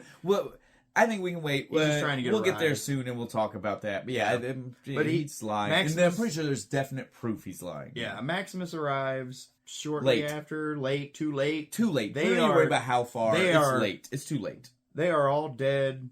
He sees their bodies hanging. Yeah, they are like crucified to the in door the remnants and of just the building, hanging there. And we get the nastiest crying scene in cinema. The snot and spit is everywhere. Ridley Scott wanted it. He's like, I want you to be just the most distraught you would ever be, fucking been. And, I mean, and it he's makes like, sense. I want snot. No, and Russell Crowe's like, oh, okay. First take. I mean, it makes sense. That was it. That was the only take they did. That's what you would want, though. I mean, it's true. You would be that kind of crazy. But now, this is where it gets another, like, nuts part to me, right? Yeah. So he just, like, collapses. Yeah, right after he buries him, he's just like, I'm done. I'm just going to die right here. On his property in Spain, and then gets picked up a Muslim traveling caravan. It's the Roman Empire. It's awful integrated. They have trade caravan. They just happen to. It's just weird. Then we need. Why were they in the Spanish hillside? Because it's close to North Africa. You saw the picture of what that place looked like before it burned. It was majestic. Nice green fields and pretty trees. Does it look like where a random caravan is traveling across? No. Okay. Don't make me poke holes in my favorite movie scene. He literally wakes up what could only have been a day later. And somehow got across the ocean. With rocky desert underneath his body. They're supposed to be in North Africa. Either way, he ends up at a city. With a caravan. We don't need to have a description for it. It's a slaver caravan out into the city. Yeah. This is a set. I believe that. Like, they built this whole little Middle Eastern city thing. They just we're like, oh, this nice little valley thing here. Like, we're gonna build this fucking city in it with a little Colosseum and everything. Very little of that shot is CGI. But so when he gets there, he finds out he's in the slave trade. Again, that's what's this is where we meet Proximo. Yeah, well, what I mean is that's what's so crazy about the whole thing, right? Like the trap, they picked up a dude who was collapsed. You're a slave now. Not far from what was obviously a burning estate. They didn't go to any kind of authority and be like, "Hey, we found a guy half dead." They picked him up. They just said, "Okay, you're ours. You're coming with us." I understand it was a different time, but it doesn't seem like it was. It doesn't seem like it was that time. You shouldn't be just grabbing people. there's a town near this villa, right? There has to be. At least within a couple of miles. Go there and talk to whoever's in charge. Be like, hey, somebody burned down this villa. We found this wounded dude. Nothing. No. Is there a doctor? No, they just grab him and be like, nope, slave now. Off we go. With giant wound on his fucking leg. Knee. It's his arm. Was it? Oh, yeah. It's his shoulder, and they put the maggots on it. Well, it'll clean it. It wasn't necessarily. I don't know if that was. Really I don't think that was a them thing. I think that was specifically a Juba thing. I think that was like he did it. Yeah, Juba kept him alive. Yeah, and so that's one of those things where it's like that's why they're friends. Yeah, I don't think the captors cared. No, Juba, like if he dies, because Juba was like, "Don't die." Yeah. If you die, they'll feed you to the lions. Yeah, they're worth more than we are. Yeah. Which almost implies, like, so Juba knows people who have gone here before? Because it's not like he's gone, because if he's gone, he'd be dead. Yeah. Right? There's no... this isn't an era of you ended up captured twice. Yeah. You captured... Pretty much the one time, and that's it. Because literally, Proximo, as far as we know, until way later in the movie, is the only person who's ever survived this kind of fate. Right. Super lucky. Not something that happens a lot. I don't even know if you have to be like the most skilled, but fuck you, the crowd has to love you, right? Like you gotta be the most over motherfucker to get out of that situation. But yeah, so Proximo it shows up to purchase people, new slaves. We quickly did you hear the math he gave that guy? Yes. I'll give you 2,004 for the beasts. That's 5,000 for an old. Oh, okay, cool. It's like, stupid fuck. Yeah. But yeah, we can quickly see that this is what he does. Yeah, he runs a gladiator school. Yeah, he is. Makes you wonder what the other people, because again, the insinuation is that he doesn't only buy slaves for the gladiator school. So like what are the other ones for? Fun? I don't know. We don't focus cannon on fodder. They said the gladiators have to have something to cut into for practice. You gotta really know that angle. We see the practice, and I would say that it was all big dude. Like, you know what I'm saying? Like, it was only people he deemed for the gladiator. Those other ones were... If you're under 200 pounds, I don't need you. Get the fuck out of here. But yeah, so we quickly see that it's a gladiator school. He tells all the people, like, you guys are the lucky ones. You guys are the ones I deem worthy enough to be trained by me. Right. And I shall be closer to you than your whore of a mother was. I was going to say, he starts to hit him with some fucking Arlie Ermy style fucking... shit. He's just like, I mean, you can tell he knows how to control a regiment of men, right? Like, he definitely knows how to do that. He's very experienced at this. But yeah, he breaks them down mentally for sure. Then we have the testing. I liked this, where he's just like, see how badass you are, the red versus yellow. If you're yellow, you're red, bitch. you're yellow. Well, if you're red, you're strong, I guess. Well, I guess, but like, what's even the point of that? Like, right, okay, so we see that. We see that you label some red, some yellow. But then we immediately see him throw them into the fight where he's like, oh, if you got you want to be red. Red's the... Yeah, because you get the sword. If you're yellow, you just get like a shield or something. But you're chained to the other person. Still not fun. I get it, but I'm just saying, red doesn't really get to brag that much if they're still literally being weighed down by the guy. Right? Like, awesome, I got a red, I'm so cool. Wait, you mean I gotta carry this fuck? Like, well, again, like, big dude who even said you want to be red, he only survived because he was strong enough to flail the fucking dead body around. And he pulls the poor bastard into the sword as a shield. Yeah. He's like, come here, you little shit. That's what I'm saying. Like, every other person you see in this first fight literally dies because of the yellow, right? Like, the only except for Maximus, he's the only one. Well, that's what I was gonna say. We see two sets of people. It's two red guys survive, and one of them is because it's Maximus that helped him, and one of them is because the big dude, because he's just big enough he can throw the dead body around. That one, he kills that one fucking guy. He just picks him up, throws him into the spikes on the fucking wall. But yeah, this the first fight was awesome. It totally sets up a lot of fun stuff for us. It was the first time he finally actually fought. He knew before he fought, right? Like, we see the moment of realization when he hears the last speech from Proximo, and he's like, oh, oh shit, like I've been a pacifist. I've let them strike me. Yeah, beat me down and all this shit. All this other stuff. I got the little yellow mark on my shirt. But now I have to. Yeah, now so it's he like, was like, fuck shit. it, all right, all right, fine. And he does. He proves himself. Even gets a weapon. He started out with a shield. Oh, dude. He beats the shit out of a guy that with the shield, takes that dude's sword, and just starts rampaging. Then the chain, dude, when him and Juba work right? together and clothesline the fucking guy. Fuck, stop it, man. Well, after they stabbed him in the dick with his own trident.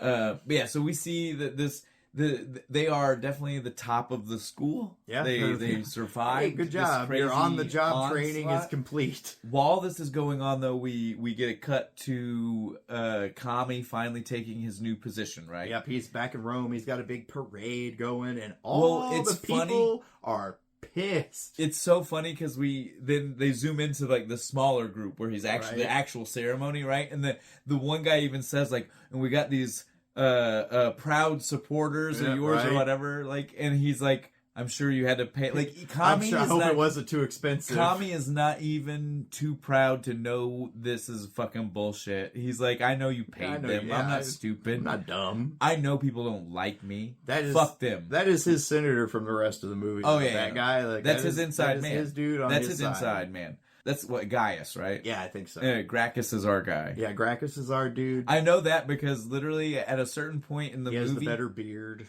Well, I know his name because at a certain point in the movie, literally Kami almost becomes like Jan and Marsha Brady about fucking Gracchus. Like he's just literally like Gracchus. It's always Gracchus. Gracchus is always a pain in my side. It's just like, okay, grouchy ass old man with his republic. Do you think Gracchus has a new woman? You know, like he even says that to his sister later. Know. That was so weird. I was like, this is random as fuck like, right now. Like, I saw you with him. I thought you might know that he was banging someone else. He's like, why do you give a shit? In the world? Okay, it wasn't even like he was saying it like he was implying that she it was. No, it was just like, do you know? It was like a general curiosity. I saw you talking to him the other day. Like, is he fucking anybody? It's so strange. Like I said, Commodus wanted to fuck him. Like I said, it was. It is very Marsha Jan Brady with fucking Kami and Gracchus for sure, dude. Yeah.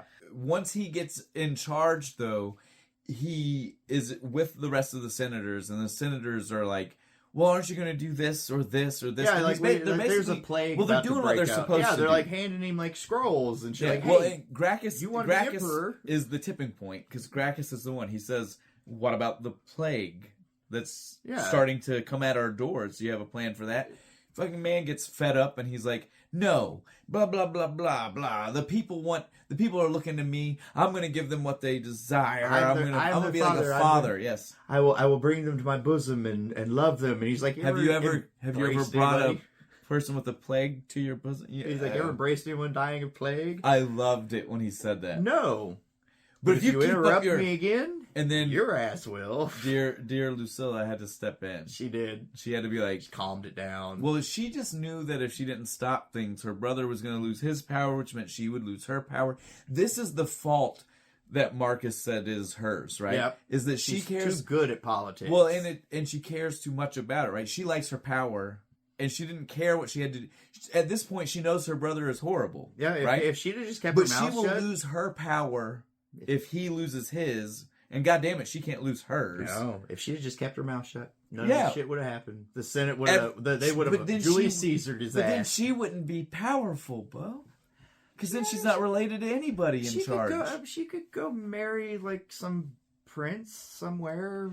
Well, again, the whole point here is that it was supposed to be marry her off to the Parthians. It was supposed to be a republic. She should have just started trying to romance one of the senators anyway. I mean, Gracchus. Gracchus looks like he's got some money. You know, he looks like he's got some money. That's not the only thing he's got going for him. He is also very old. It so cracked me up whenever he could die real soon to get all his money. Right? When the question was, "Do you think he's got another woman?" I was like, "That guy? He's like 80." We're asking about this dude. Are we talking about the same Gracchus? Is there a Gracchus the younger that we're not seeing on camera? I love that you get the joke. That was so good. Because that's a very Roman thing. Yes. I love it. Gracchus the elder and Gracchus the younger. And again, they would do it interchangeably. They would never tell you in conversation. They would just expect you to know which one they're talking about. Yeah. That's because it's a very honorific name. They wouldn't use it in commonplace. That's a history joke. Yes, it was. I appreciate that you laughed. make me feel like That it's would definitely going. There are a few people that's landing with for sure. It's just like Pliny the Younger. I mean, it's a direct line. I get it. But yeah, so at this point though, they're like, well, then if you're not going to do this, what are you going to do? The people don't care. Like your daddy could help the people because the people love that he won for us. Yeah. He made Rome. Made Rome great. What are you going to do? Games. I'll let them feel like the same excitement with the games. And at first, you, like, as the audience, we're even kind of like, that's stupid. That is dumb. Right? Because we don't get to see anybody else's reaction. Not only that, but he says that, and then we just cut to the, like, what is this 5-second cut of him with the D&D style sculpture? In the little tiny Colosseum and shit. He's just like... We never see it again. Why do we have it right now? I don't know. It literally cuts from him in the Senate to him in the dark playing with the toy to then him... The games happening because it's an aerial shot of the Colosseum and stuff. I just and it's don't like, all right. understand why we needed the weird toy scene. Somebody was super proud of that model I and guess. wanted to show it off. But so then once we get to the actual games, like the first day that they're starting, we see the announcement flyer being hung up that they're about. It's not even just games. This is when we find out that he's about to do an unprecedented 6 months worth of games, 150 days of games. This is insane. In honor of my dearly departed father, Marcus Aurelius, and the glory I definitely didn't kill. And the glory to the Rome that he built, right? That's what this is It all sounds so great. And again, we all said this is cheesy and this is stupid, but even Gracchus, who hates this man, admits... I think he's smarter than we gave him credit for. This is smart. I think he knows exactly what Rome is. Even the man who's with Kami was like, really? Because I thought this was stupid. Because he shows up at the table like, games. Do you believe this bullshit? You think this is what he's going to do? Rome is apparently just a mob. Well, Rome is you win the mob, they'll do whatever you want. Rome is like every society. If you can entertain them, they won't question much. Is society that different today? No. If you can entertain us. We're just going to ignore what's going on around us because, hey, cool, look at the shiny keys. Man, that's some pretty good entertainment. It really is. As we say on a movie podcast trying to entertain people. Please ignore that last bit. We love entertainment and we're trying to entertain you through our talk of entertainment. Maybe we should stop bashing entertainment. Are you not entertained? Yes. Exactly. Which is the next scene. We're almost there. Almost there. Before we get there, the few things I want to mention is at this point after this, we've already seen him scraping off his tattoo. Yeah, getting rid of that Roman Legion tattoo. The main reason I even wanted to mention that is just because it's just a rock. That's so painful. It is a sharp piece of rock. Like this happened so much back, but I mean, it's just carving it out of his fucking arm. It's one of those things. It was there. It helps us know that he's trying to completely separate himself from the previous life he had. I am a gladiator now. Yes, I am Spaniard. That's my name. Exactly. That's who I am. I mean, after all that shit, I'd kind of do it too. I'd be like, all right, I am a totally different fucking person. That guy no longer exists. Yeah. So this is the time we can go ahead and get into it. This is their next time in the Colosseum. Their next time fighting. There's the shot of like so many. He's so fucking popular. There are people sitting up on the hillside to watch this fight. They're not even in the arena, and they are all chanting for him. And he goes out. How many of them? There's like 6 of them this time, right? Yeah. Just wrecks them. Whole thing takes 30 fucking seconds. Oh, dude, it's nothing. He's the guy with the pig mask at the end. And he just takes him and just cuts his head off and shit, and the whole crowd just goes silent. He's just looking at them like, what? What? Is this not why the fuck your asses are here? The classic legendary line, the are you not entertained?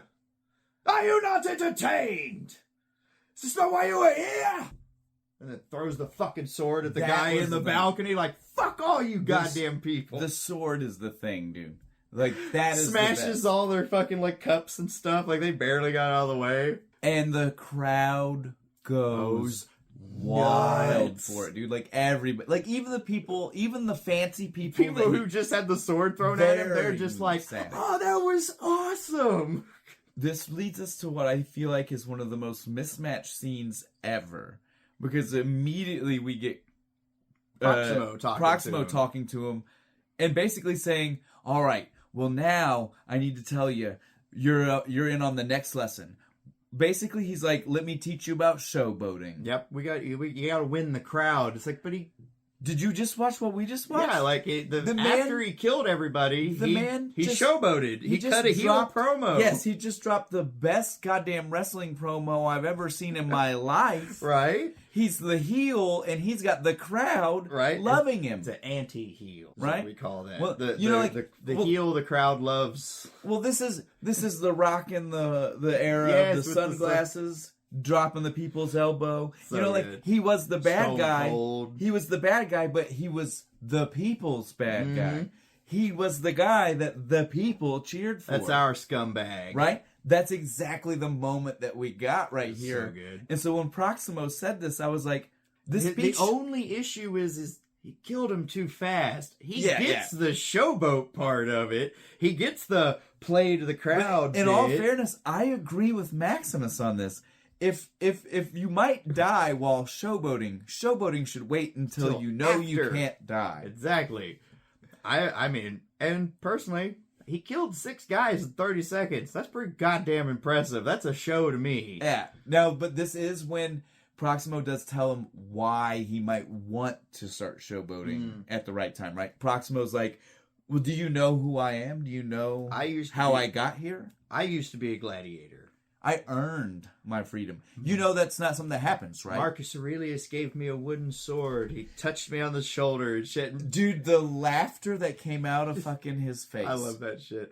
Maximus dies. He's just like, you knew Marcus Aurelius. And Oliver Reed just immediately cuts back at you like, I didn't say I goddamn knew him. I said he touched me on the shoulder. Because the best part is right now, as far as we know, Proximo and none of these men know who he is. He's not told these people who he is. He's just some random guy. He is still just the Spaniard. Yeah. He is just a Spaniard. Who has some potential as a gladiator. Yeah. So it's so funny the way he fucking guffaws about that without telling him why he thought it was so funny. Like, he doesn't Proximo know has to be like, what is this lunatic laughing at me about, right? I think it kind of came across in oh, no, it did. Because he like looks at him like, fuck you, I didn't say I goddamn knew him. I just said I met the guy. Why are you laughing? Like, did you fucking know him, asshole? It literally, Proximo should have came at him. It'd be like me telling you I got a picture with somebody and then you like acting like I said we hung out all night or something like, I got like your friends. Yeah, and it's like, oh, no one said that. You like, know? You met fucking The Rock. Okay, you're best friends now. No, I met him. That part was true. Took a selfie. Yeah, done. No talking. Literally ran into him at a gas station. Literally no speaking. I had camera. I just kind of pointed at it. And he said, and we took a picture. No words. Nothing. Walked on. Nobody said I was better than you. No, that's totally how Russell Crowe acts here. He's just like, oh, fuck you, you know Marcus Aurelius. And again, so you totally understand why Proximo is a little bit like... Yeah, I totally get it. That's why I like that scene. I love that he just whips around like, fuck you, I didn't say that. Yeah, so this is, though, the moment that when, as soon as he hears that, Maximus is like, idea. Right? Like, he hears him, he's like, you know how I got that? I got brought in front that everybody liked me enough. Everybody loved me. I got to go before the emperor, and I got to talk to him, and he had to, because that's what the people wanted. Fucking in, right? Right? He said, "Oh, I too want to stand before the emperor for just different like reasons." You. The look. I disregard what he said. Russell Crowe's fucking face.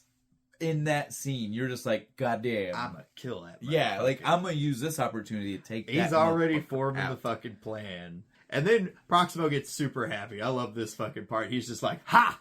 Good. We'll go to Rome and we'll have the great whore suckle our teat until we can suckle no more, and then we are fat and happy. Yeah, well, because maybe you could literally be free. Right before this is when he got this big speech. Yeah, well, because right before this is when he got the news, right? Yeah. That they were going to finally go back, because that's why he was so excited before the. You told me, I think, before we did this, there was the deleted scene where he did tell them. Oh yeah, he should showboat.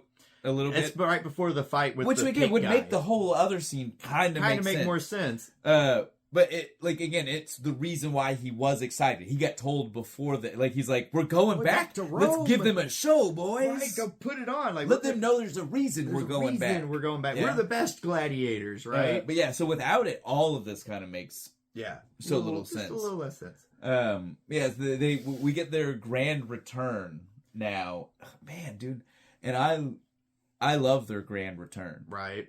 The opening up of the Colosseum, you see them riding into town. Fuck. And the shot of just they're all just like, I didn't know people could build shit that big, because even Maximus hasn't been to Rome. Yeah, exactly. Well, again, that's it. It's his first time seeing it. He has been a general in the army. He is a Roman citizen in the time where that means you could be from anywhere. Doesn't mean that you've been to Rome. It doesn't mean that you've been to the city, the light of the empire. He doesn't know Sparta. He doesn't know, these are they might as well be storybook fucking places made up as far as he knows. And that's exactly the look you get when they see this dude. All of them are like, all the gladiators are like, holy shit. Like, I didn't think people could do that. How do people do that? There's no goddamn way that's going to fall down. At this point, we finally see who is my favorite stand-in in the background. The chubby dude with the mohawk mullet. The mohawk and the tribal tattoo and shit. Where is he supposed to be from? The Roman Empire was vast. And apparently made it all the way to the Maori Islands. Were they... See, I thought the same, but he also is a white guy. I don't know. Because it's clearly like blondish hair, right? But everything else, I agree, the tattoos look maybe Celtic, maybe it's weird Celtic knots. Maybe it's weird Celtic knots. Maybe we were both trying to put it looks like the douchebag tribal tattoo. I agree. Which with the mohawk makes it even worse. It's like fucking Tatanka with a fucking bad tattoo. Man. Yeah, he's my favorite. I don't know if we ever see him again. He's throughout the movie. Is he? Okay. I didn't pay attention. All the time, if you pay attention, he's in the background just doing shit. I'm gonna have to watch it again. I'm gonna have to watch it again because I know in that moment you see him he's front and center. I feel like even at the very end when they all come back out, the very end, he's in the group. I feel like he's back there. Mohawk guy. Here's to you, dude. During this whole intro, we see Lucilla sees Kami being weird with her son. Yeah, he's watching him sleep and shit. And she's kind of like, hey, bro, what the fuck are you doing? He's just he sleeps so peacefully because he's loved. I have such daddy issues. Daddy, why don't you love me? You love me, don't you? Don't you love me, sister? Kiss me. These two are so... Dude, it's so weird. I hate it. It's awful. And even right now is the time where, I would say, she doesn't act like it's a problem yet. Grossed out she's by not even she just acts like it's uncomfortable. Yeah, not like it's a problem. Oh, this is kind of weird. But I don't even want to talk about it. I get it. It's kind of historically accurate. Commodus did have a thing that was weird with his sister. Well, and it was Roman times. And it was pretty commonplace, but it didn't need to be in the movie. This is the part where I was telling you, this is where he has his Gracchus speech. Yeah, his meltdown. Yeah, where he's just it's always Brady moment. Everything turns up Gracchus. Marsha. And so, what is Lucilla's response to that? Let's drug him. I want this bitch to go to sleep so I can go to sleep. Drink this. She fucking dude. He does look at her for a second you didn't poison this, did you? She dropped enough of whatever the fuck that drug was to have killed him. Did you see that? That was enough to make that drink thick. 3 tablespoons of this powder that she drops into it. It's nuts, dude. But he's still just concerned with his games. Well, if the people love me, I can do whatever the fuck I want, right? When we get to the next big battle, right? This is the first in the Colosseum. Our guys go. This is the first time we see our people in the Colosseum, and they're going to reenact the Battle of Zama against Hannibal and Scipio Africanus. Well, and this really separates out the group here, right? Yeah, because they're the new guys, right? Not only just because they're the new guys. Up until now, these guys had only done old school gladiator stuff. Like solo combat. Actual gladiator. Yeah, one-on-one or one-on-two. This is mock battle. Yeah. Right? The people are coming out and they are shooting arrows and they are... That's what the people want. I've got no problem with that. Proximo is not happy about it. But I'm just saying, though, that the only people that were prepared for that were the people that had actually seen battles. Because the guys who were just good at fighting, who had never been on a battlefield, were like, whoa, what's happening? Whoa, this is way different. No, because Maximus even asks when they first get out on the sand and stuff, and they're doing the whole... The guy from the Charge of the Light Brigade is doing his promo like, here's the barbarians of Hannibal and all that shit. Maximus is like, all right, any of you guys ever been in the army, right? You know, anybody? And a couple of guys are like, yeah. One dude even is like, yeah, I served with you in Germany. Yeah. Who is that guy? We never see him. It's just off camera. I'd like to know who that guy was. But he's like, good, you guys can help me. Just listen to what the fuck I say, whatever comes out of here will be fine. Gates open and it's a bunch of fucking chariots and shit, right? Some of these guys listen. They all come together in a nice little porcupine formation. There's like 5 guys who fucking don't. Guess what the fuck happens to all 5 of these assholes? Including Hagen, who would have died.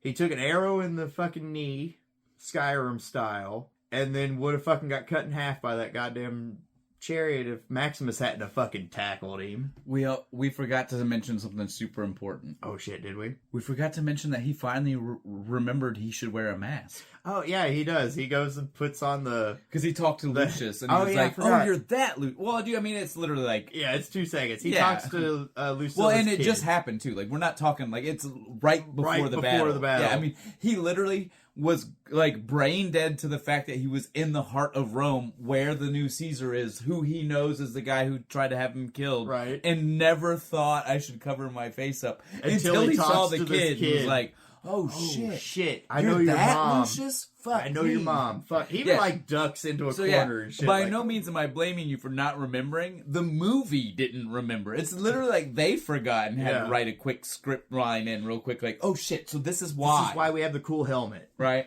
But yeah, so he now wears a helmet for this first crazy battle. So it hides his face. And he does finally play it up. He showboats for the crowd. He takes command. He's shouting orders and like he climbs the fucking horse. He climbs up the horse, dude. That's what I was doing saying. The cool fucking like.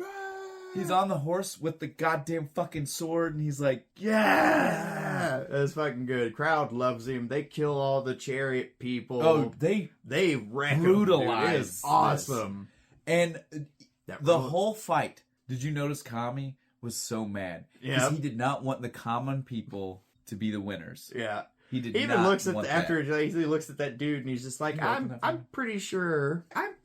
Correct me if I'm wrong, but don't the barbarians lose the Battle of Zama? And the guy's just like, yeah, sorry, live show, right? Anything could happen. It's okay. I like a surprise sometimes. I want to talk to that guy though. Sure, we can arrange They that. tell him. And dude, I will give Max credit when he first gets told that the king wants to come talk to him. He's still pretty fucking ballsy and is just like, okay, cool. Doesn't think anything about it. Nope. Because again, he thinks he's like, I'm just gonna keep the mask on. Yeah, I'm it's gonna be fine. They can't see me. Right. And then we see he gets led down, full guard, because of course this guy has to have a full guard. Yeah, they just come in and surround him, and they're like, all right, drop your weapons and shit. And his boys are already super loyal to him at this point. They're like, they look at him, and he's like, yeah, it's cool. And they all drop their weapons and shit. They took him 5 minutes, and he has everybody just being like, well, I'm gonna listen to this guy. I hate this so much. Like the guards all come out. Of course, Quintus was with him. He got a little promotion, didn't he? Smug ass little shit. Mm-hmm. And he looks at the whole time. They come out, and he's out there to talk to goddamn fucking Max, and he's just like the whole time. I barely pay attention to anything else. I just keep looking at his smug face because I'm like, fuck that guy with his little stick. Well, and again, like, because this is the moment, right? Like, this is at first he gives the speech, my name is Gladiator, I'm not name, you don't need to worry about it. My name is Gladiator. Dude, if it weren't for Lucius down there, I feel like he would have used that arrow and cut his throat already. Yeah, that was his plan, but the little kid comes and gets in the way. Lucius totally fucked it up. Fucked shit up, dude. Yeah, so he gives his speech. He wasn't going to do it. He's like, no, you have to unmask. He unmasks him. This is the best fucking little speech. Oh, dude, I love it so every part of much. this. He hits him. He gives every accolade, right? He gives him his full name. I'm the general of this. I can do it. I can do the speech. Oh, do it. My name is Maximus Decimus Meridius. I'm leader of the armies of the north, commander of the Felix legions, father to a murdered son, husband to a murdered wife, and I shall have my vengeance in this life or the next. It's like, dude, God damn, dude, God damn. He hits him with the shit, right? And he's just like, he has that look. He just kind of looks off to the side and just like, kill this guy. Well, as soon as this is said, is that next moment of like complete and stupid disbelief, right? Right. Because now's that part where you're like, oh yeah, these people saw this guy for at least a day before this battle, right, without a helmet. Yep. Nobody in Rome, just hanging out. Nobody in Rome recognized him. Senators definitely had seen him before. He was such a high-ranking general that Marcus assured him nobody would question whether he should be Caesar. Yeah. Which means the senators would have to know what he looks like, right? None of them went down to look. There has to be a Roman citizen that would know what he looks like. Like his painting is somewhere. It's a drawing on something. It's on a coin somewhere. That guy looks an awful lot like General Maximus. Remember General Maximus? Didn't he die? What happened to him? That guy looks just fucking like. He looks just like. See, I have the coin right here. See, right? Like, you know what I mean? Like, I find so much problem with that. But then he demasked. The crowd still like. I don't know who the fuck But then when he drops who he is, I'm like, well, this should be movie, right? Yeah. Like, literally right now, the people are going to turn on Commodus, because what does he got to say about why this happened? The Praetorian Guard should be turning on him. Quintus should be like, oh, you're not dead, my dude. And just to save himself, be like, yeah. Because at this point, we know he's the bad guy. He is. He's the real villain here, fucking Quintus. But yeah, so like, it should have just been like the end, right? Like, but no. The people know, the senators know, and they're just like, oh, he still gets to be an imprisoned gladiator? Dims the rules. Nobody's going to question why he's alive, why the Caesar is the one who promised everybody he was dead. None of those guard members that had a hand in any of this are questioning why his family got murdered. Yeah, it's like, well, why'd I... Like, one of them's in that group, right? One of the guys who went and killed him. He's just standing there. He's just like... why the fuck did we do this? We saw like 9 men charging on horse, and there are like 9 men. They're those guys, right? It's literally the same team. At this point, none of them are questioning, oh shit, we fucked up, right? Yeah, we did the wrong thing. It's the, are we the baddies? I'm telling you, it should be, right? Like, that's what should be going on right now. But surprisingly, no, it's not. Everybody's and just that's why the movie still goes. Exactly. For like another hour and a half. That's not quite that bad. But definitely... We have more movie, too. Yeah, definitely more than you would expect. But now, like I said, the people still act very surprised. They don't understand. But now is when we start to see that the captors, the people in charge of the gladiators, they are starting to treating him better. Yeah, right? They're like, oh, you're the general? We got good food for you. The cook gives him the more food. And he's sitting there looking at it like... No, don't eat that. Yeah, dude. That's but then the one guy eats it and was like, yeah, I got you. Such a fun scene of camaraderie. Apparently, that guy was super proud of that scene because he didn't think he was going to be able to pull it off. I think he did great. Funny. I love that scene. That's one of my favorite scenes. Is them like I said, it's because they're just being boys. Well, because again.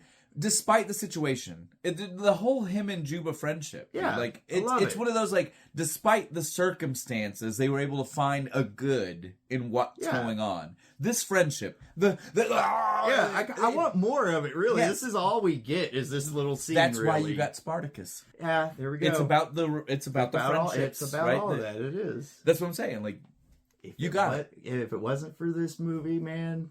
Would not have had so many good shit. We also see Lucilla come to visit Maximus, right? Yep.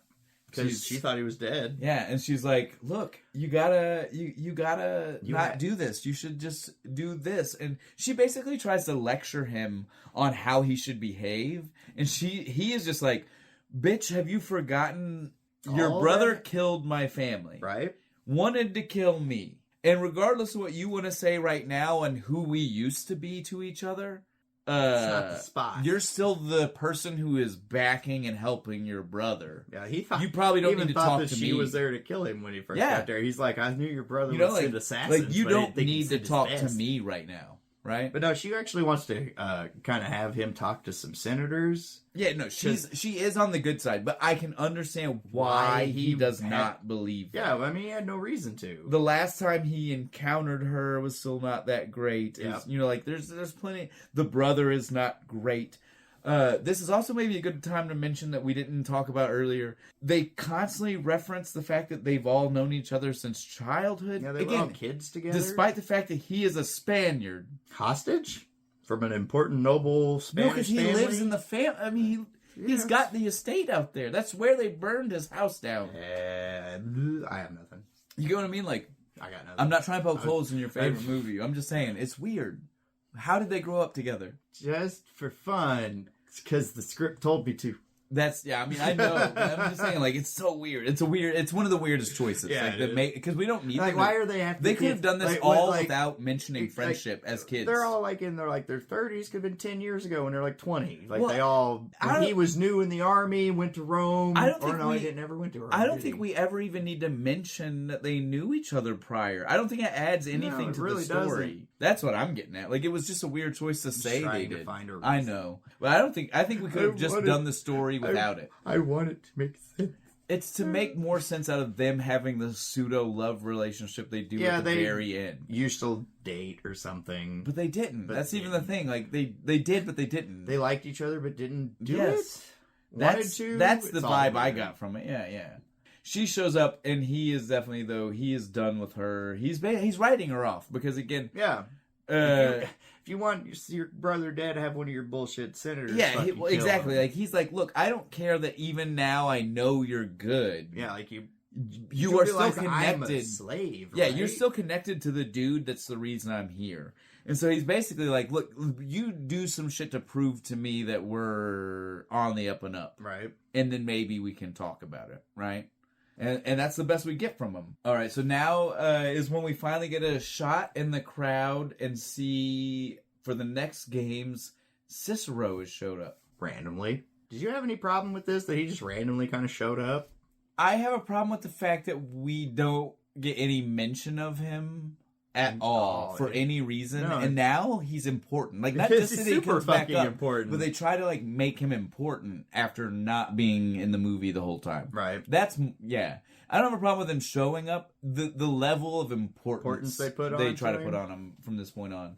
But he shows up for the Tigress game. The Tigress fight with the Tigress and Tiger fight. Well, this is my problem too. Is the Tigress? When we hear the weird crier guy announce this fight, right? Yeah. It's Tigress. He's the only person who's ever successfully won and made it out of the game. Yeah, he's retired. Been retired for 5 years. What's Proximo? He's just an asshole. Fuck him. He's not Tigress of Gaul. But he's retired from the games, and he won his retirement from the king, from the emperor. Fucking. He's got the sword to prove it. Too long ago. No one pays attention. My problem is just like they say. The guy used a definitive statement, yeah, he did. Right? Like, he used a very much the only one ever to do this, and then we got literally Proximo's in the crowd. Like, he's watching. He's like, I can go get my Rudius right now. He literally could have just said he's one of the only and been fine. It would like 2 seconds to fix that to where I wouldn't have a problem. Nope, it's Tigers and this. But yeah, like you said, with Tigers. And not only that Tigers, but like they're literally his. Like, I was like, does he just did travel Ridley Scott with these? not understand that name doesn't actually have to mean connected to Tiger? Like, the guy didn't literally have to have Tigers with him because his name was Tigress. They're so similar. Tigress the Tiger. Come on, man. I don't even think they added that much to the fight, because really, most of them die really quick and easy. Yeah, they don't really do anything except kind of a couple of swipes. One jumps on his back and he immediately kills it. No, that was so funny. Like, he jumps on his back, and for a split second, Tigress starts to celebrate like it's over. And I was just like, my boy Max ain't going down like that. He just kind of shrugs it off and kills it. He does a Hercules and throws it off of his shoulders, dude. Like, right? Judo flip. It was nuts. And then it jumps at him again, straight through the fucking head, dude. Like, done. Done so. The only problem is it's like 800 pounds on top of him. So he has the the struggle part. Did you see the moment where like Tigress, you're like, he's crying under that mask, right? Like when he sees it, he was just like, "You killed my tiger. You took out my pet. His name was Tony." Like I said, man, a cat ain't gonna stop Max. That's all I gotta say. No cat.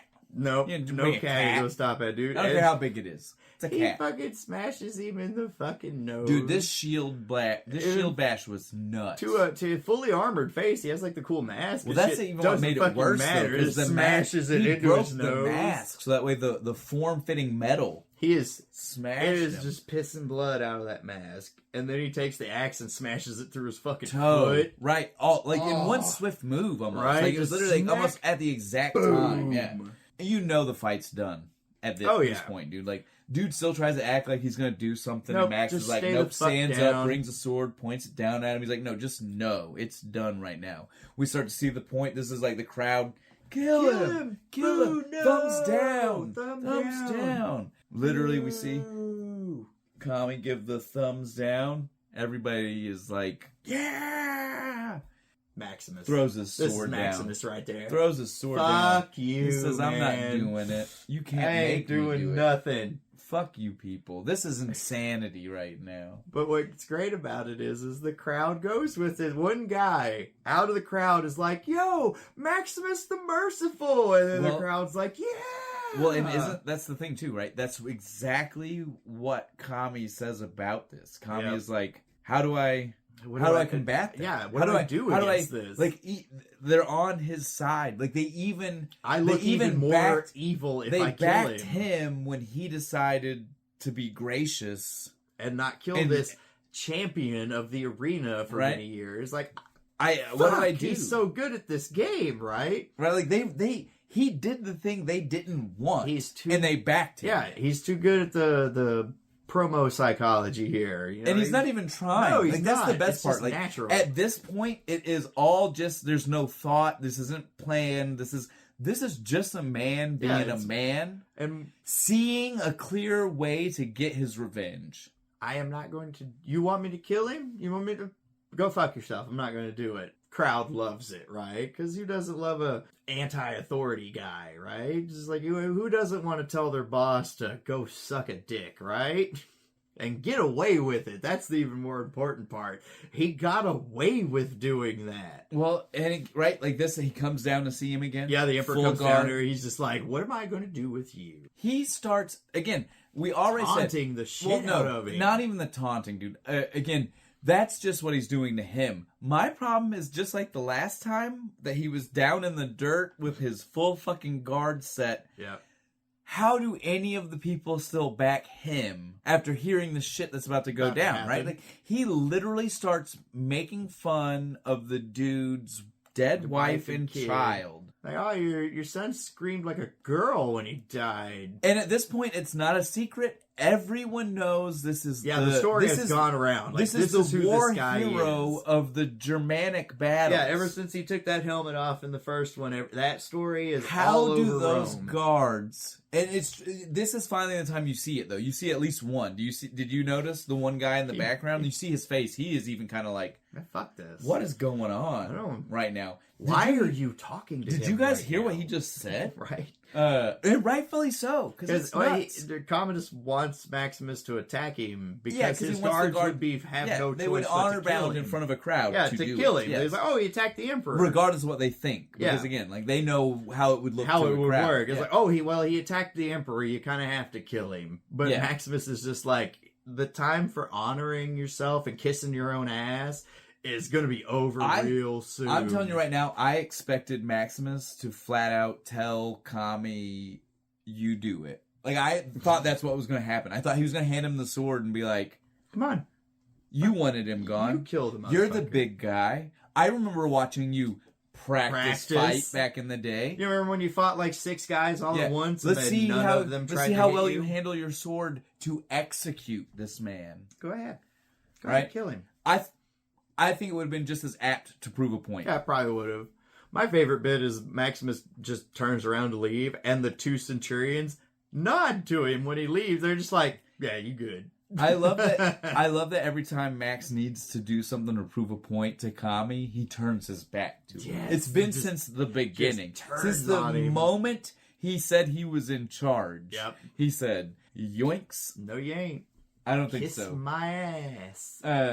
This is Cicero finally sees him. For real, like talks to him a little bit. Comes out here, he's like, in the weirdest, like brief conversations as they're running past each other, right? Where are you stationed? Off over somewhere. Yeah. Basically, though, all we really need to get from this is he gets the toys, the little figurines that were his son. Daughter, right? And they were like toys of his sons, right? Yeah. Like they were his sons' figures for the family. Yeah, his son made them. Yeah. Is the implication, I think. And then he also tells Cicero, gather the troops. Anybody you know is so loyal to me, talk to them, tell them to be here, be ready. Tell them I'm that gonna make shit happen. Dead. I'm done with this. Yeah, fuck all this shit. I'm done with it. If I die, I die, but we're done. Right? We're gonna have a fight about this. And so since he's done, he finally agrees to the conversation with the senators, because he knows that if he's done, he needs to get out. And the only way he can try to make that happen is with Lucilla and the senators. Senator Gracchus. He's not going to do it on his own. Because they have to buy his freedom. Yeah. Well,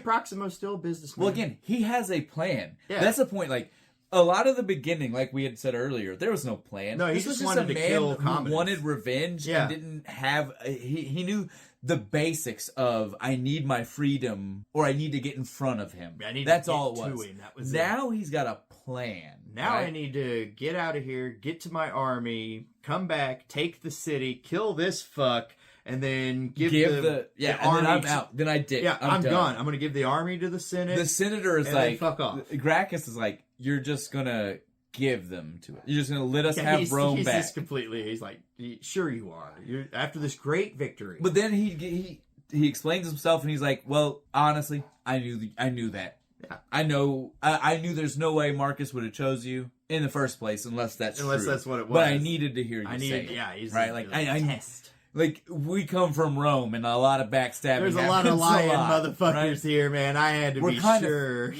I'm a senator and we're kind of famous for that. Yeah.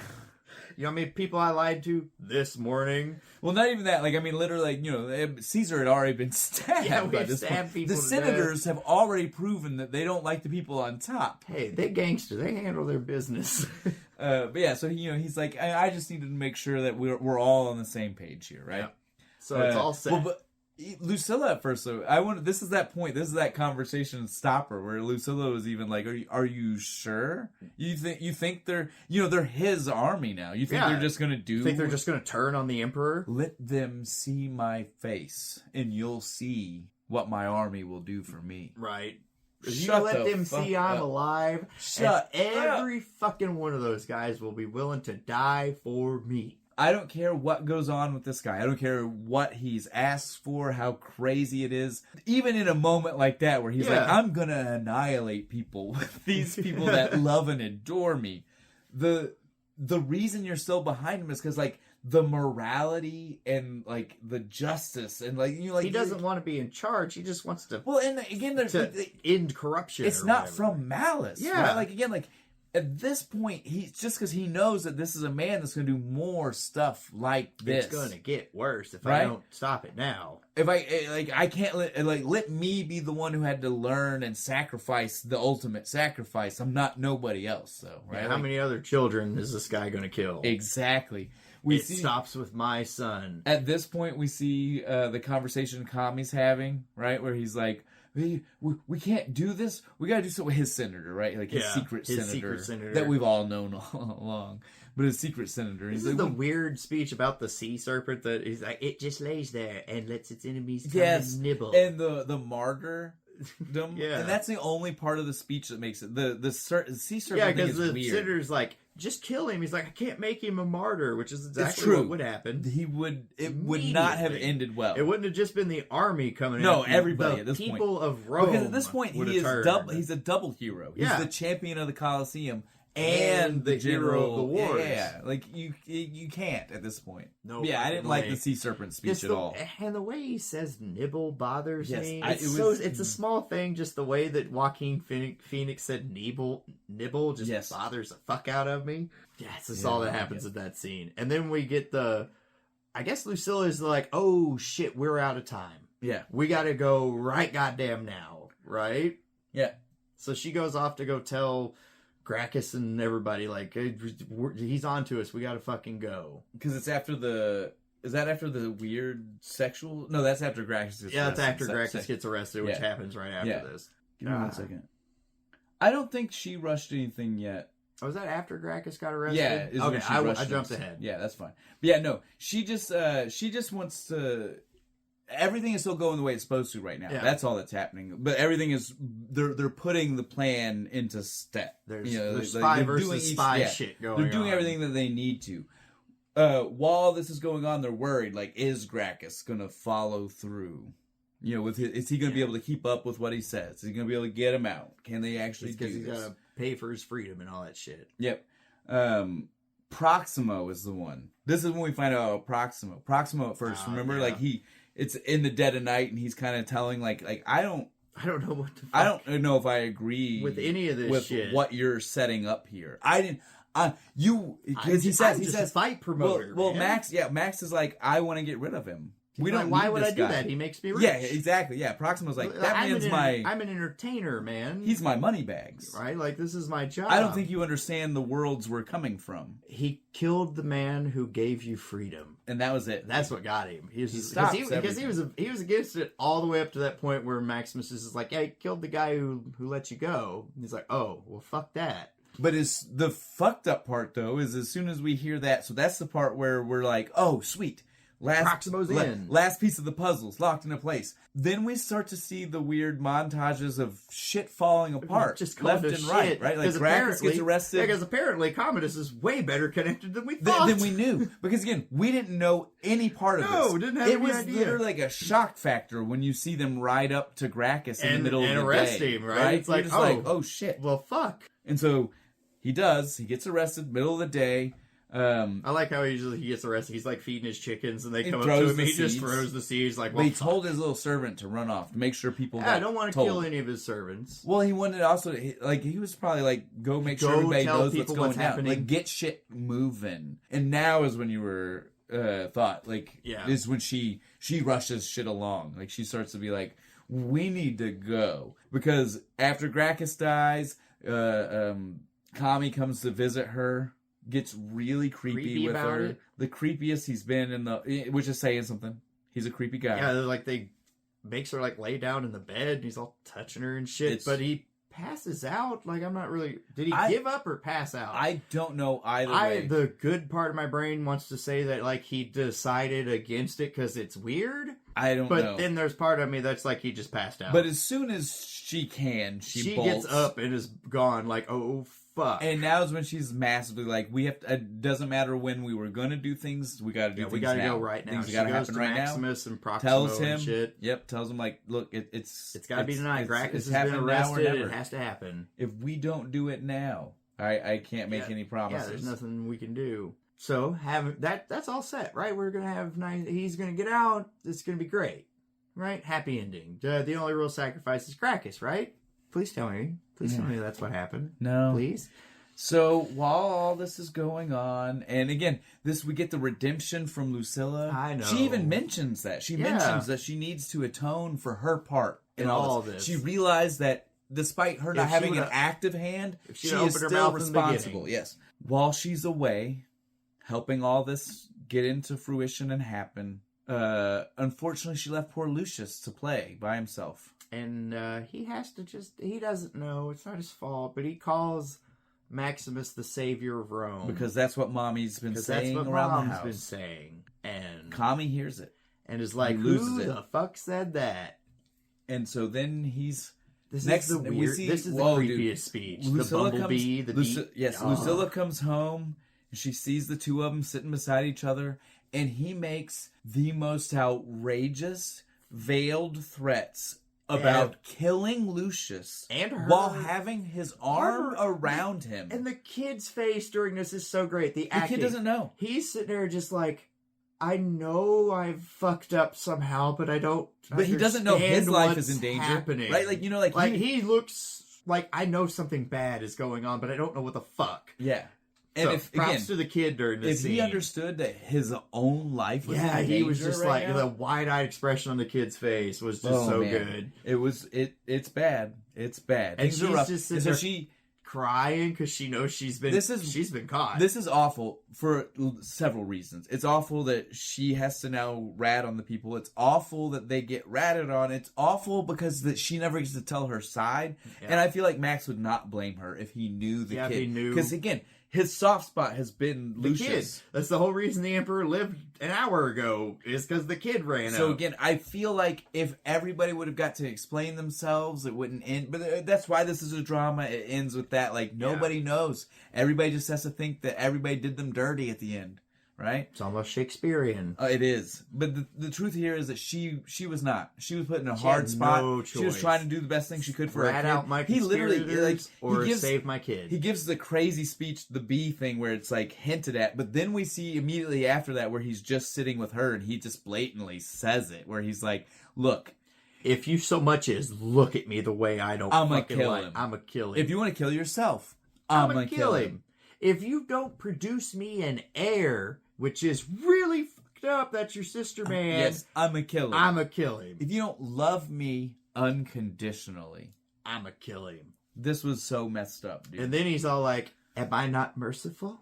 Oh. All smug, and she just kind of looks at him, and then she breaks down. Yeah, and then he grabs her face and screams it at her. It is insane. God, you know it busted an eardrum. You think he apologized to her before they started the scene? Just like, look, it's gonna get loud. I'm not sure. I would. I'd be like, look, I'm gonna scream right directly in your ear. Be ready for it.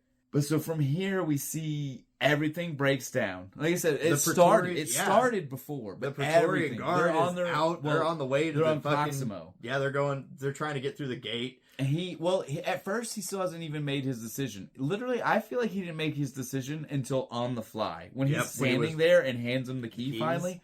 Like, I feel like that's the moment he decided, I'm giving up the riches. I love how this scene was done because those are actually just reused shots I know. from other scenes because in a body double because Oliver Reed died and it looks good. It looks so for good. The time period, and especially. I love Maximus and shit when he hands him the keys. He's like, Proximo, are you in danger of becoming a good man?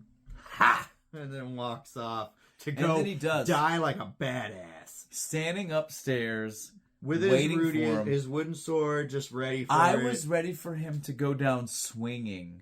Shadows and dust. And he just he said, all we are, man. Do it. I'm done. Yep. I've done my fighting. I've had my last piece of this was to let that man go. So there we go. Do what you will with me. Right? Good. It was a good ending for Proximo. I have no problem. For something that was technically changed on the fly. And really good. Another good end here in a fucking minute because Maximus gathers his boys and he's like, look, we're going to have to fight these guys. I only need a couple of minutes, so don't do anything stupid. They all immediately proceed to do the dumbest shit. But it makes for the dopest fucking action sequence. And Hagen, the big German. Yes, dude. 3 arrows in the chest, 2 in the back, gets stabbed in the gut. That guy finally goes down. It's like you speaking that he knew Arnold. That's old school Arnold movie vibes right there, right? Like just taking more hits than is humanly possible. Yeah, he's like, I will go down like a robot. Yes, I am the Terminator of this fucking movie. This was, but they buy Maximus enough time to get out. Everything that we hoped for. It's gonna be great, right? Movie's over. He sees Cicero. Yeah, we're gonna get away. I mean, we as viewers thought that. When I was a kid, that rope around Cicero's neck. I was in the theater. Didn't notice it. Hidden. Didn't notice it in the theater until the moment he swings. I thought we were gonna have. I was like, man, this is gonna be like a 3-hour movie. I watched this like 3 times, dude. The second time and third time, I knew he was swinging. It still almost surprised me. Still can't see that rope. They hit it really good because I wanted it to go this way. I wanted Maximus to get back to his army, and we'd have the big final battle, like a battle at the end to replicate the battle at the beginning. Yes, that's what when I'm in the theater, like as a kid, I'm like, that's where we're going. It feels like it. And then he starts swinging from the rope, and I'm like, no, all of my hopes and dreams. And to make it worse, he takes like 5 arrows in the fucking chest. I was like, uncalled for. Right? He apologizes. He's like, I'm sorry. Like, Cicero, you did nothing You wrong, did nothing wrong, man. You were the best. For a dude who disappeared for fucking 40 minutes of the movie. Like, you're great, man. You're Don't a great feel dude. Bad. We love you, Cicero. But then they capture Maximus again, and take him down to the bottom of the Colosseum where he's all chained up, and he has to deal with fucking Commodus coming in there and being the smuggest asshole in the fucking world. He's like, I'm gonna let you. We're gonna have one more fight. Yeah, you're gonna fight me. I'm gonna let you have everything you want. Yeah, you get to fight me. It's gonna be great. But then he stabs him with a poison dagger, right in the kidney or something. Like enough to make it just like bleed slowly. Like I don't even know if it's actually poisoned. I just always assumed it is, right? Like it seems like it should be because it took at this point. Because it took so long. He dies for sure anyway too. Yeah, but it wasn't like 30 seconds from now. Yeah. But he gets a good stick and he's just like, put his armor on, hide the wound. Quintus at this point. Such a pussy. Beyond redeemable. Such a fucking pussy. I hate this dude. Like, God. But now is when you can see it on his face. He is even finally like, God damn, dude. Like, what have I signed up for? Right. What is all this bullshit? I do like this next bit though. The elevator up into the fucking Colosseum and shit, and all the rose petals coming down, and the only thing I hate about this entire scene is the most visible thing in the whole world. Oh my god, I hate it so much. What is with the white armor? I don't know. It's white leather. Where do you how is that even something they could have made back then? I don't. You're probably. Would they've painted it? But that doesn't look like paint. Just throw lime on it, I guess. But wouldn't that just yellow it? Because it's like a bleach at that point. I don't know. But you understand where I'm coming from. I hate Joaquin Phoenix costume. This in is part. stark white. Like we're not talking like. I get it. Ridley Scott wanted him to look like a statue, and like there's. And that's very Roman. Yeah, and I get it, but fuck, it looks so stupid. Looks so weird. I hate it. It looks like he's wearing like a mix of like Shakespearean balloon clothes with white leather on top of it, and I'm like, what is happening right now? Or he's one of those people who pretend to be like bronze statues. Yes, yeah. Like it's it's so strange. So bad. It is an epic fight. Oh, dude, the fight is awesome. I love this fight. I do too, except for I don't buy it. Because again, where did Kami learn to fight long enough to stay alive this long? That dude should have died immediately. Even with Maximus fucking wounded and shit. No. Still should have been 3 seconds. Immediately should have went out. I get they were trying to be like, well, he's wounded, and that's why he was able to... No. Have you watched the rest of this movie? He killed 10 guys by himself. Did you watch the guy in the middle of a mad depression from his family being possibly slaughtered, like survive to go find them? Right? Yeah. No, this dude didn't stand a chance. This dude is the guy that would have fought his way out of this silly moment right here. My favorite part is he knocks Commodus' sword away. Commodus is like, I need a sword. Somebody give me a sword and shit. Then Quintus tries to turn babyface again. He just comes up out of nowhere after being such a dick through this whole fucking movie. Quintus comes up and is like, no, don't let the Emperor have a sword. I'm a good guy now. Everybody just keep him in your sheaths. Right? See Maximus? I'm nice. I was on your side the whole time. And it's so bullshit because, again, it's like, at this point, the man is probably so, like unpowerful. Like, he's lost so much of who he is. I don't know if he could lift the sword one more time to do it. To give the final blow. Yeah, because Maximus is bleeding to death. And so you can see it. It is running down his leg. So it's literally like, Quintus, I think we all know you waited 1 minute too long. Maybe before he got stabbed in the fucking side, should have maybe spoke up. But now is too far for that redemption. Late, dude. Commodus is like, fine, fuck all you people, and I'm gonna do it. I'll get him. Pulls the little dagger out of his gauntlet. Like he thought he was gonna do something. Maximus beats the absolute dog shit out of him for like 30 seconds. Then we get the Assassin's Creed sound effect. Yeah, it literally sounds like the hidden blade coming out. It does. stabs him in the throat, and God, I love this movie so much, but I hate this fucking scene. He takes him out. It's clearly... We get what we want.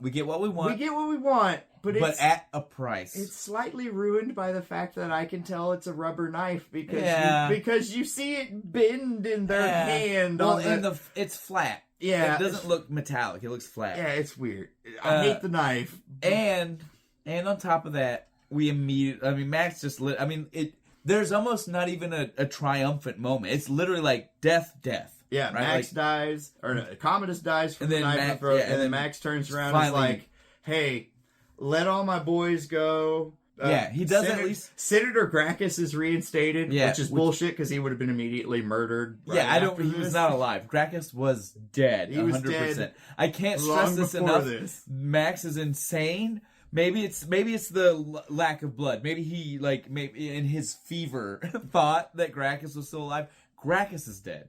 There's no way that man had been kept prisoner for over 12 hours, being a political prisoner against the Caesar. Emperor. He's like, you were conspiring against me. I'm just gonna keep you. Yeah, that man was gone. Like immediately, as soon as he was arrested, I'm surprised he was arrested and not slaughtered. Yeah, just killed in his own home. farm. Yeah, come on. The only reason I could figure is because they had to kind of shift things because Oliver Reed died. It's fine. It's not a big deal. But Maximus he falls over dead. We get the nice scene of him kind of being reunited in the afterlife with the going through the wheat field and you see the ringed hand dancing across the top of the wheat. The start of the movie and shit.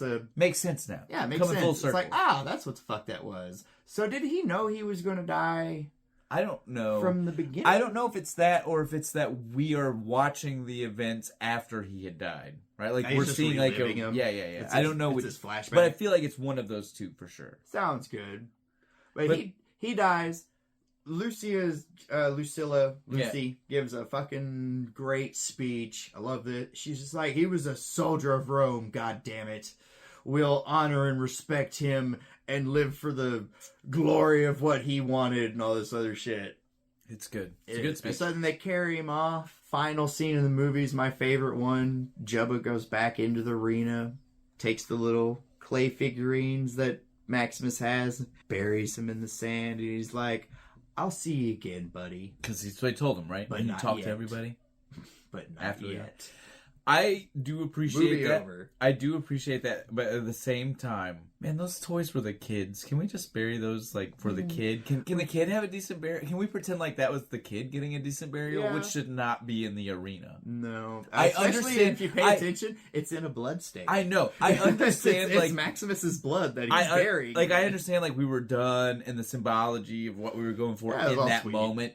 But I mean, for me, those represent the kid. Can we just give the kid a good burial, please? All right, I think we're good on that, though. That's the movie. That's everything. It's great. I love this fucking movie, guys. I'm a little drunk. Yeah, guys. 9%. I don't know what you guys need to hear from us. Could you tell? It's good. Could you tell I was trying to maintain? I like it. It's crazy. I like this. It's definitely a colossal grew on IPA. Us. The scene, remember, I told you to hold it off. Wait until we actually try something. Why we wait to the end. That's right.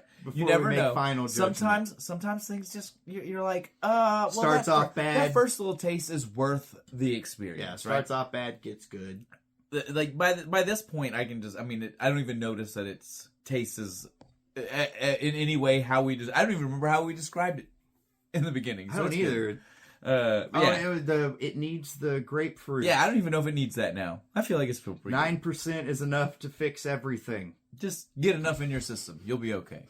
At least 2 and you're fine. You won't even taste it. On that note, Bo, go ahead. Tell us what we're drinking next week. Oh, next time. Oh, it's Halloween. Yeah. So I'll let Bo hit you with the beer, and then I'll hit you guys with some information. All right. So you know where we're going. We're going to be doing Shiners, Oktoberfest, Marzen? Marzen? It's got 2 dots above the A. Style beer.